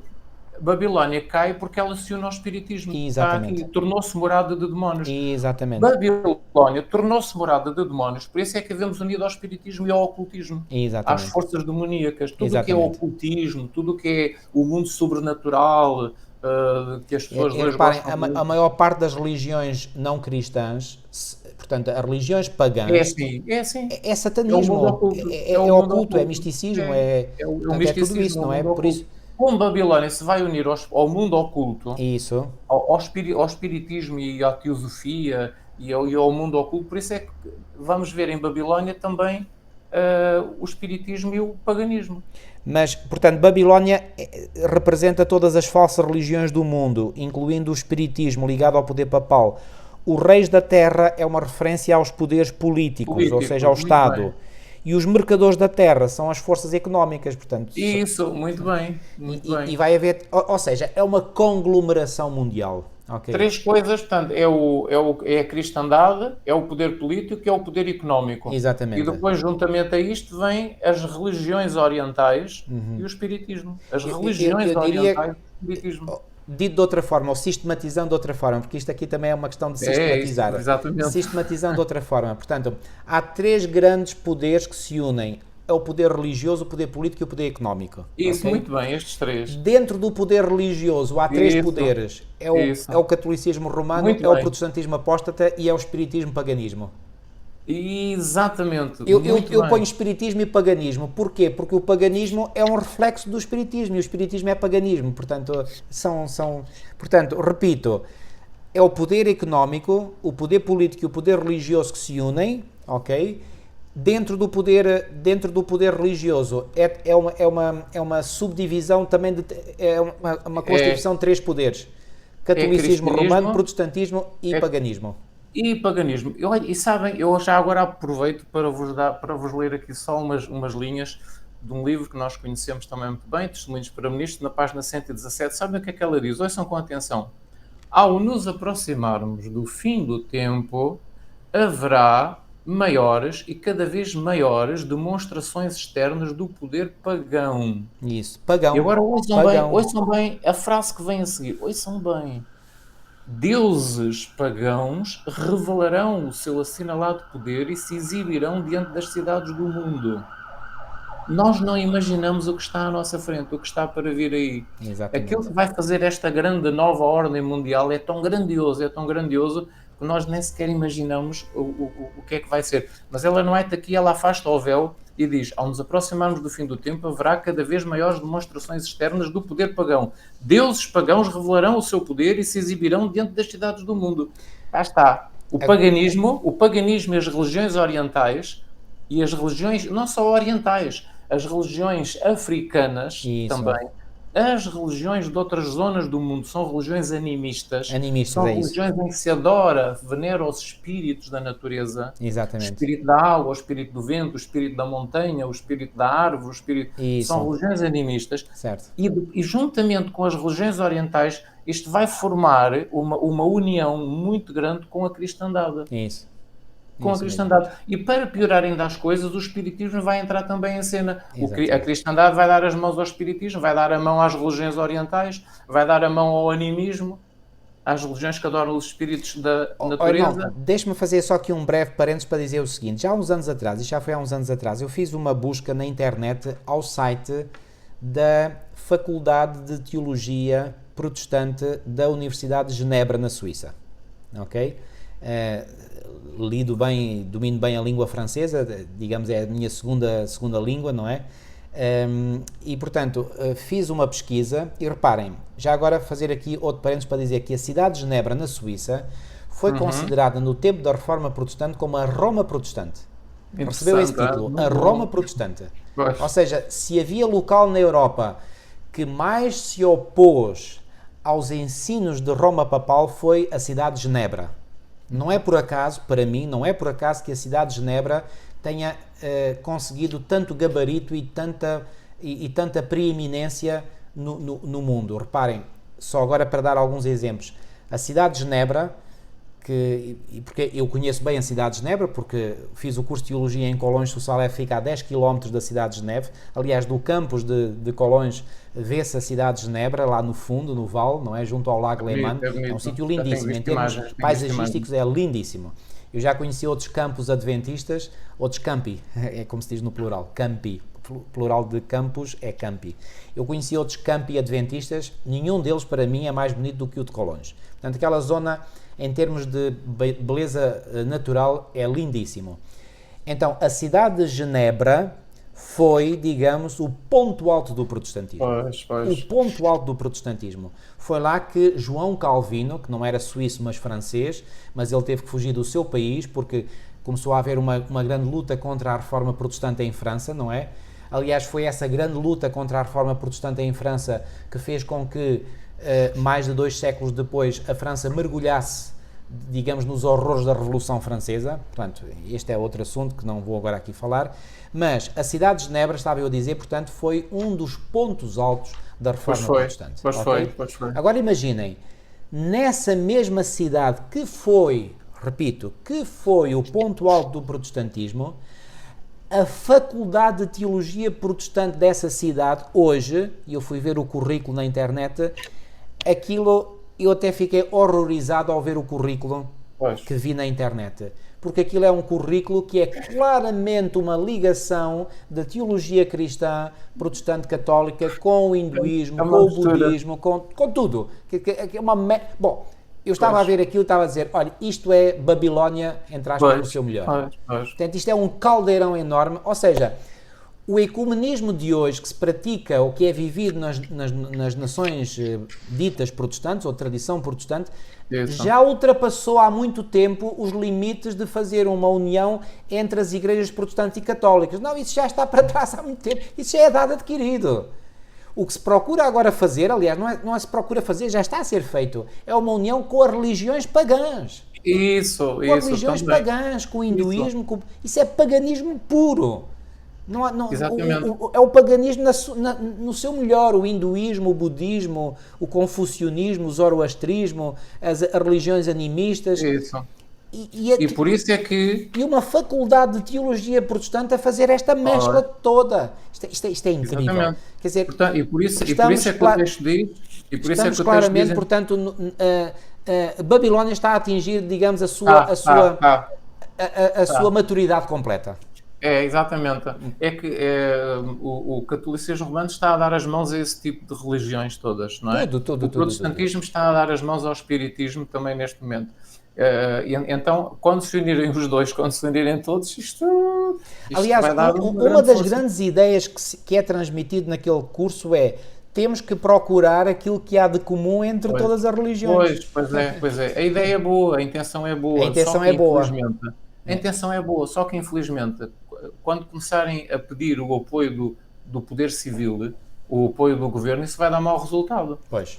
Porque ao longo da história a gente sabe, quando a Igreja se une ao Estado, dá sempre mau resultado, perseguição e morte. Não é? Exatamente. A ideia até é boa, haver união no sentido de se respeitarem, no sentido de não se destruírem uns aos outros, não se matarem uns aos outros, respeitarem. Portanto, isso tudo é bom, é uma boa ideia. Agora, não deveria ser proibido a possibilidade de se pregar o Evangelho, ou a possibilidade de eu chegar junto de alguém de outra igreja ou de outra religião, a ideia é esta, de outra religião, e tentar e procurar mostrar porque é que nós acreditamos como acreditamos, não é? Dar testemunho da nossa fé. Isso não devia ser proibido, e isso vai ser proibido. Vai ser proibido, exatamente. Para se respeitarem uns aos outros, vai ser proibido. Eu tenho um raciocínio muito simples que é baseado em Mateus 24. A ideia até é boa.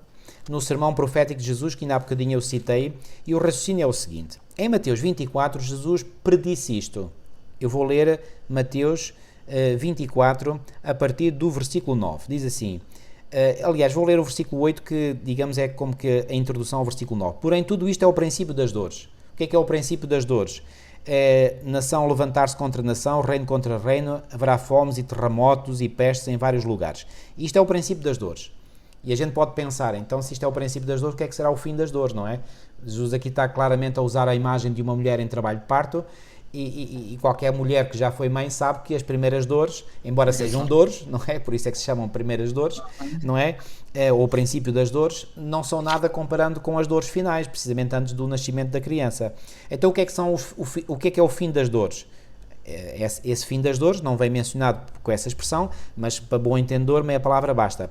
A partir do versículo 9 vem claramente indicadas: então sereis atribulados e vos matarão, sereis odiados de todas as nações por causa do meu nome. Sereis odiados de todas as nações. Agora parem aí um bocadinho para pensar e raciocinem comigo para ver se o meu raciocínio está correto ou não. Reparem bem, Jesus predisse que os seus discípulos seriam odiados de todas as nações no tempo do fim. Então reparem, mas todas as nações estão unidas num espírito ecuménico, então todas deveriam ser cristãs, todas deviam ter o espírito de Cristo. Então, como é que estas palavras de Jesus vão encontrar, digamos, cumprimento, não é? Se todo o mundo está a dirigir-se para um entendimento global, para um entendimento ecuménico, não só entre cristãos de diferentes denominações, como sejam os protestantes, os católicos e os ortodoxos, mas cristãos também com com as outras religiões. Isso. Então, recentemente o Papa, antes desta chamada pandemia, não esteve em Abu Dhabi, a primeira vez que um Papa esteve com dirigentes do mundo islâmico, e foi para quê? Não é para tentar uma unidade entre o chamado cristianismo e o islamismo? Então, reparem, aquilo que se está a formar hoje é, portanto, um ecumenismo, não é comunismo, é com E no início, ecumenismo, e E-C-U, e não C-O, comunismo, ecumenismo. Esse ecumenismo, portanto, é uma ligação, é uma união de todas as religiões do mundo. Isso, muito bem, é isso então, mesmo. se o espírito desse ecumenismo é o espírito de Cristo, então como é que os discípulos de Cristo serão odiados de todas as nações se todos estão unidos? Tem que haver aqui qualquer coisa que não está a funcionar bem.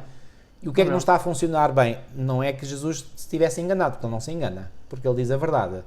Então, este ecumenismo completo é um ecumenismo cujo espírito está nas antípodas do espírito de Cristo. E por isso é que persegue, no tempo do fim, os discípulos de Cristo. Está isto claro na vossa mente, sim ou não? Muito bem, boa explicação. Isto é claríssimo como mesmo. água. Agora, nós sabemos que por detrás dos deuses pagãos, quem é que está?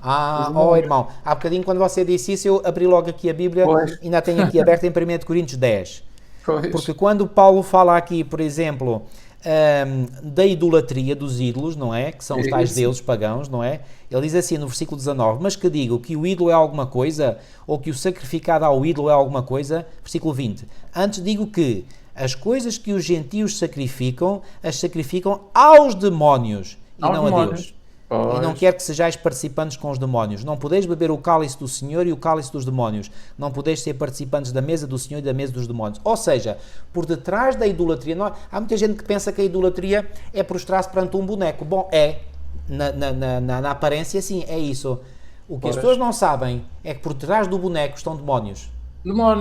Então agora já compreendem. Quando a pessoa se inclina perante um ídolo, não está apenas a inclinar-se perante aquele boneco de madeira ou de pedra. Está a inclinar-se perante um demónio que está ali ao lado do boneco. É isso que nós temos que entender. Agora já compreendem a declaração de Ellen White. Agora vamos ver a ligação que isto tudo tem. Ao nos aproximarmos do fim do tempo, haverá cada vez maiores demonstrações externas do poder pagão. Deuses pagãos revelarão o seu poder e se exibirão diante das cidades do mundo. Estão a imaginar deuses pagãos a exibir o seu poder exatamente, em Londres, é essa a grande questão. Em Nova Iorque, em Tóquio. Estão a imaginar isto? Os deuses pagãos a revelarem e manifestarem o seu poder nas cidades do mundo. Estão a ver isto bem? Porque se os deuses pagãos fossem apenas os bonecos não têm poder nenhum. Onde é que está o poder? O poder está nos demónios que têm poder. Agora já compreendem porque é que o versículo 2 de Apocalipse 18 diz que Babilónia se tornou morada de demónios. Ora, aí está. E morada de todo o espírito imundo. Já compreendem? Já estão a compreender estes demónios que vão estar infiltrados na cristandade. Isso. Porquê? Porque a cristandade vai dar as mãos a esses demónios. Ora bem. Às religiões pagãs.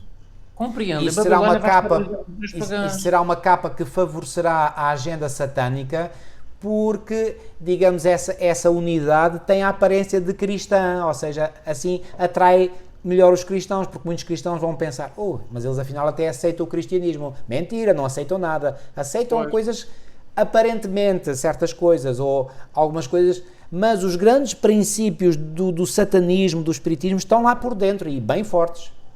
Exatamente. Portanto, a ideia por detrás disto, a ideia superficial que toda a gente vê e compreende é uma ideia boa. Portanto, as religiões respeitarem-se umas às outras. É uma ideia boa, porque ninguém se deve destruir, ninguém deve destruir o outro porque pertence a outra religião. Não.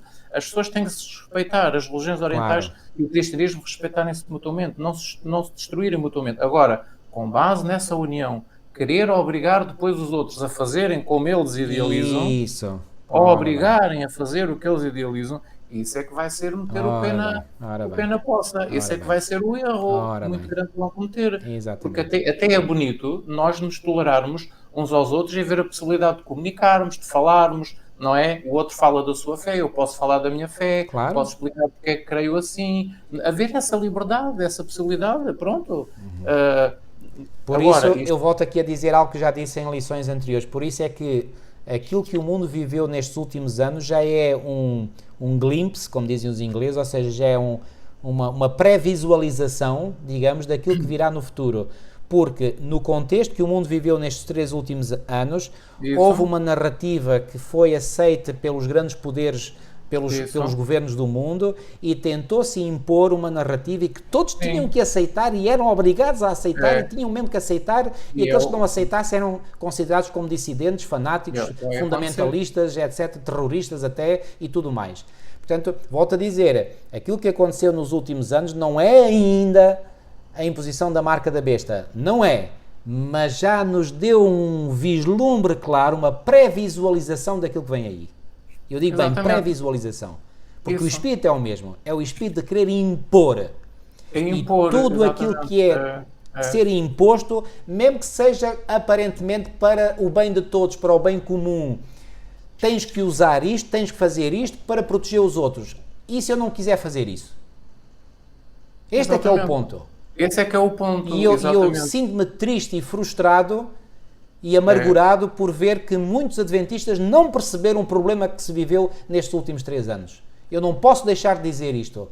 Porquê? Porque nós, como povo que quer defender a liberdade de consciência, nós devemos levantar a nossa voz contra tudo aquilo e contra todos aqueles que quiserem violar a liberdade de consciência. A liberdade de consciência não se pode violar. Não se pode violar, ponto, final, parágrafo. Não, é isso mesmo. Não se pode violar. Quando uma pessoa não quer fazer algo, não deve ser obrigada a fazer. Ponto, final, parágrafo. E nós, adventistas do sétimo dia, estamos aqui no mundo para dizer exatamente isso aos outros. Não é para nos alinharmos com os outros e fazermos braços com os outros e fazermos aliança com os outros. Não, não e não. E é isto que o Babilónia vai fazer. E é isto que o Babilónia vai fazer. Isto ficou claro. Como? E eu espero e oro para que os meus irmãos possam abrir os olhos e ver isto de uma vez por todas. O mundo está a caminhar na direção de restringir a liberdade de consciência. O que está para vir, eu já disse e volto a dizer, é bem pior do que aquilo que vivemos. Muitíssimo pior. Mas aquilo que vimos é, repito, um indício claro, é uma pré-visualização do que está para vir e se calhar está para vir muito mais depressa do que nós possamos imaginar.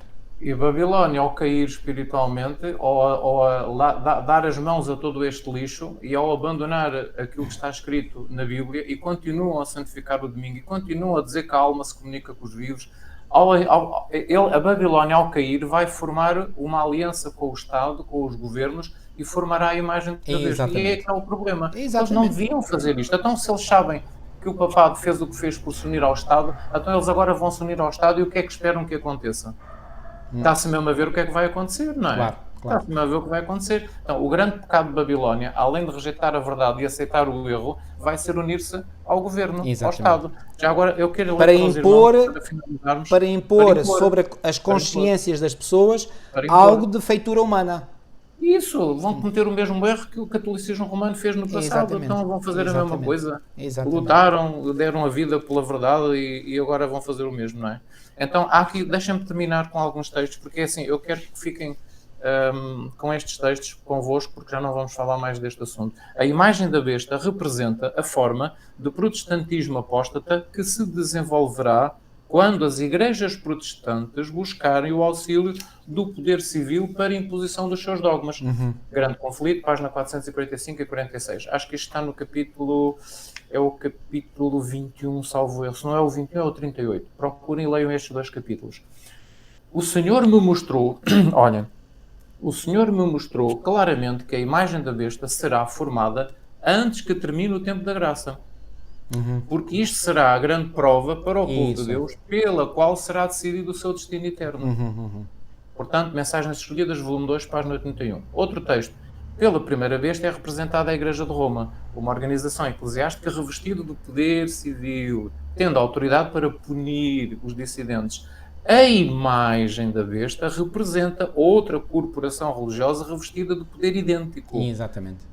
Quando as igrejas dos Estados Unidos da América, ligando-se em pontos de doutrina que lhes são comuns. Influenciarem o Estado para que imponha os seus decretos e apoie as instituições, a América protestante terá então formado uma imagem da hierarquia romana, terá então formado a imagem da besta. Estão a compreender o que é a imagem da besta? Perceberam bem? É quando as igrejas, quando a América protestante pedir o apoio do poder do governo para impor os seus decretos e apoiar as suas instituições. E quando as igrejas dos Estados Unidos fizerem isto, então terão formado uma imagem da besta. Então será a verdadeira igreja assaltada pela perseguição, como foi o antigo povo de Deus. Ora bem. Onde é que está escrito? História da Redenção, página 381 e 382. Outro texto. Quando as igrejas protestantes se unirem com o poder secular, que é o governo, para sustentar uma falsa religião, por cuja oposição os seus antepassados suportaram a mais feroz perseguição, quando o Estado usar o seu poder para promulgar os decretos e sustentar as instituições da Igreja, então a América protestante terá formado uma imagem do papado e haverá uma apostasia nacional que só poderá acabar em ruína nacional. Sinais dos Tempos, 22 de março de 1910. É claríssimo, Escrito por Ellen White.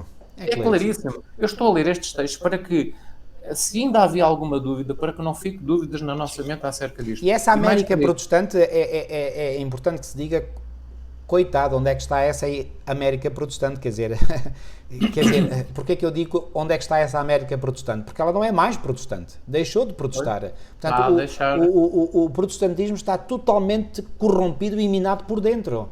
Aliás, há uma citação de Ellen White, agora não recordo onde é que está, onde ela diz que o mundo protestante acordará, mas será tarde demais. Tarde demais, é no Conflito Checos, ela diz isso. O mundo todo há de ser instigado. O mundo todo, lembram-se que quando a América fizer isto, todos os outros países do mundo vão ser levados a imitar o exemplo, se unir a Igreja ao Estado. Então, o mundo todo há de ser instigado a inimizade contra os adventistas do sétimo dia, porque eles não rendem homenagem ao papado honrando o domingo. Pois claro. É desígnio de Satanás fazer com que eles sejam exterminados da terra, do mundo todo, pois, claro, a fim de que não seja contestada a supremacia do papado no mundo e a supremacia de Satanás no mundo. Testemunhos para Ministros, página 37. O papado vai readquirir a sua supremacia perdida e os fogos da perseguição serão reatados por meio das concessões oportunistas do chamado mundo protestante. Isso. Mensagens Escolhidas, volume 2, página 367. As perseguições dos protestantes pelos católicos no passado, pelas quais foi quase aniquilada a religião de Jesus Cristo, serão mais que superadas quando o protestantismo e o papado estiverem unidos. Pois. Meditações Matinais, 1977, Maranata, página 192. Portanto, não esqueçam. Ou seja, aqueles que deveriam ser, porque têm mais luz, os defensores dessa luz, são aqueles que fazem a pior figura, a pior ação. Portanto, vejam o controle. Mas ainda há algo que vai ser pior. É aqueles adventistas do sétimo dia que conheceram a mensagem e que se irão levantar contra os seus irmãos. Que se vão passar para o outro lado e vão perseguir os seus irmãos. Mas também eu tenho a certeza que esses são aqueles que já hoje perseguem aqueles que pregam a verdade. Também acredito nisso. E irmão, alguns não... Chegamos ao final, creio que nós dissemos o essencial desta lição, já estamos quase a chegar às 2 horas. Vamos ficar por aqui e vamos terminar com uma oração. Vamos, sim, Senhor. Nosso querido e amado Pai que estás nos céus, ó Senhor, como ter palavras de agradecimento por tudo aquilo que Tu nos revelas. Obrigado, Senhor, porque quando nós estudamos a fundo a Tua revelação, quer aquela que se encontra na Bíblia, quer aquela que se encontra no Espírito de Profecia, e que não vem trazer nada de novo, que vem no Espírito de Profecia, apenas vem reafirmar aquilo que já está revelado na Tua Palavra. Quando nós colocamos toda esta revelação e vemos como todas as peças deste grande puzzle profético se encaixam perfeitamente umas nas outras, ó Senhor, a visão que emana desse grande puzzle profético é uma visão claríssima, clara, cristalina. E embora não conhecemos todos os detalhes, todos os pormenores, e certamente que não precisamos também de conhecer todos os detalhes e pormenores, porque senão não ficaria espaço para nós termos fé em Ti, e a fé é precisamente crer no invisível. Ó Senhor, ajuda-nos, Senhor, a podermos colocar, e o mais rápido possível, a nossa vida em total harmonia com a Tua vontade. Para que assim, Senhor, nós possamos ser usados por Ti, para sermos esses elementos de que Tu te podes usar plenamente para darmos o alto clamor ao mundo. Ó Senhor, que Tu me abençoes a mim, ao irmão Eloy, a todos aqueles que nos estão a ouvir, irmãos e irmãs, aqueles que eventualmente ainda não sejam adventistas, nos estão a ouvir, que possam ser levados, Senhor, a fazer a sua própria investigação, guiados e dirigidos pelo Teu Espírito Santo, e que eles possam estudar a Tua Palavra, Senhor, e pedir individualmente que o Teu Espírito os ilumine e que os ajude a compreender se aquilo que estamos estado aqui a dizer é verdade ou não. Senhor, fica com todos aqueles que nos possam ouvir, Senhor, que estas verdades possam criar um grande impacto, um profundo impacto na mente e na consciência de todos aqueles que nos ouvirem, para que possam compreender a importância crucial desta mensagem, destas mensagens angélicas, e possamos assim, Senhor, nos posicionar claramente e inequivocamente do lado da Tua verdade, porque se aceitarmos plenamente a Tua verdade no nosso coração, isso é a prova inequívoca de que estaremos do lado do Senhor e do autor dessa verdade que és Tu, o nosso Senhor Jesus Cristo. Fica connosco, Senhor, fortalece-nos, pois o conflito será cada vez mais intenso, mas também sabemos, Senhor, que a Tua manifestação, a manifestação do Teu poder será cada vez mais forte para proteger os Teus filhos, todos aqueles que se uniram a Ti e à Tua verdade. Fica connosco, Senhor, livra-nos todo o mal, pois tudo isto nós pedimos e pela fé Te agradecemos. Em nome de Jesus, o nosso Salvador e Senhor. Amém. Assim seja. Amém, Senhor. Ok, amigos, despedimos-nos. Terminamos aqui, portanto, mais uma reflexão sobre um trimestre e marcamos encontro já para a próxima semana, mas agora para um novo tema, para uma nova temática, para um novo trimestre. Que Deus vos abençoe grandemente. Até lá, se Deus quiser. Até para a semana, até ao próximo estudo. Deus vos abençoe.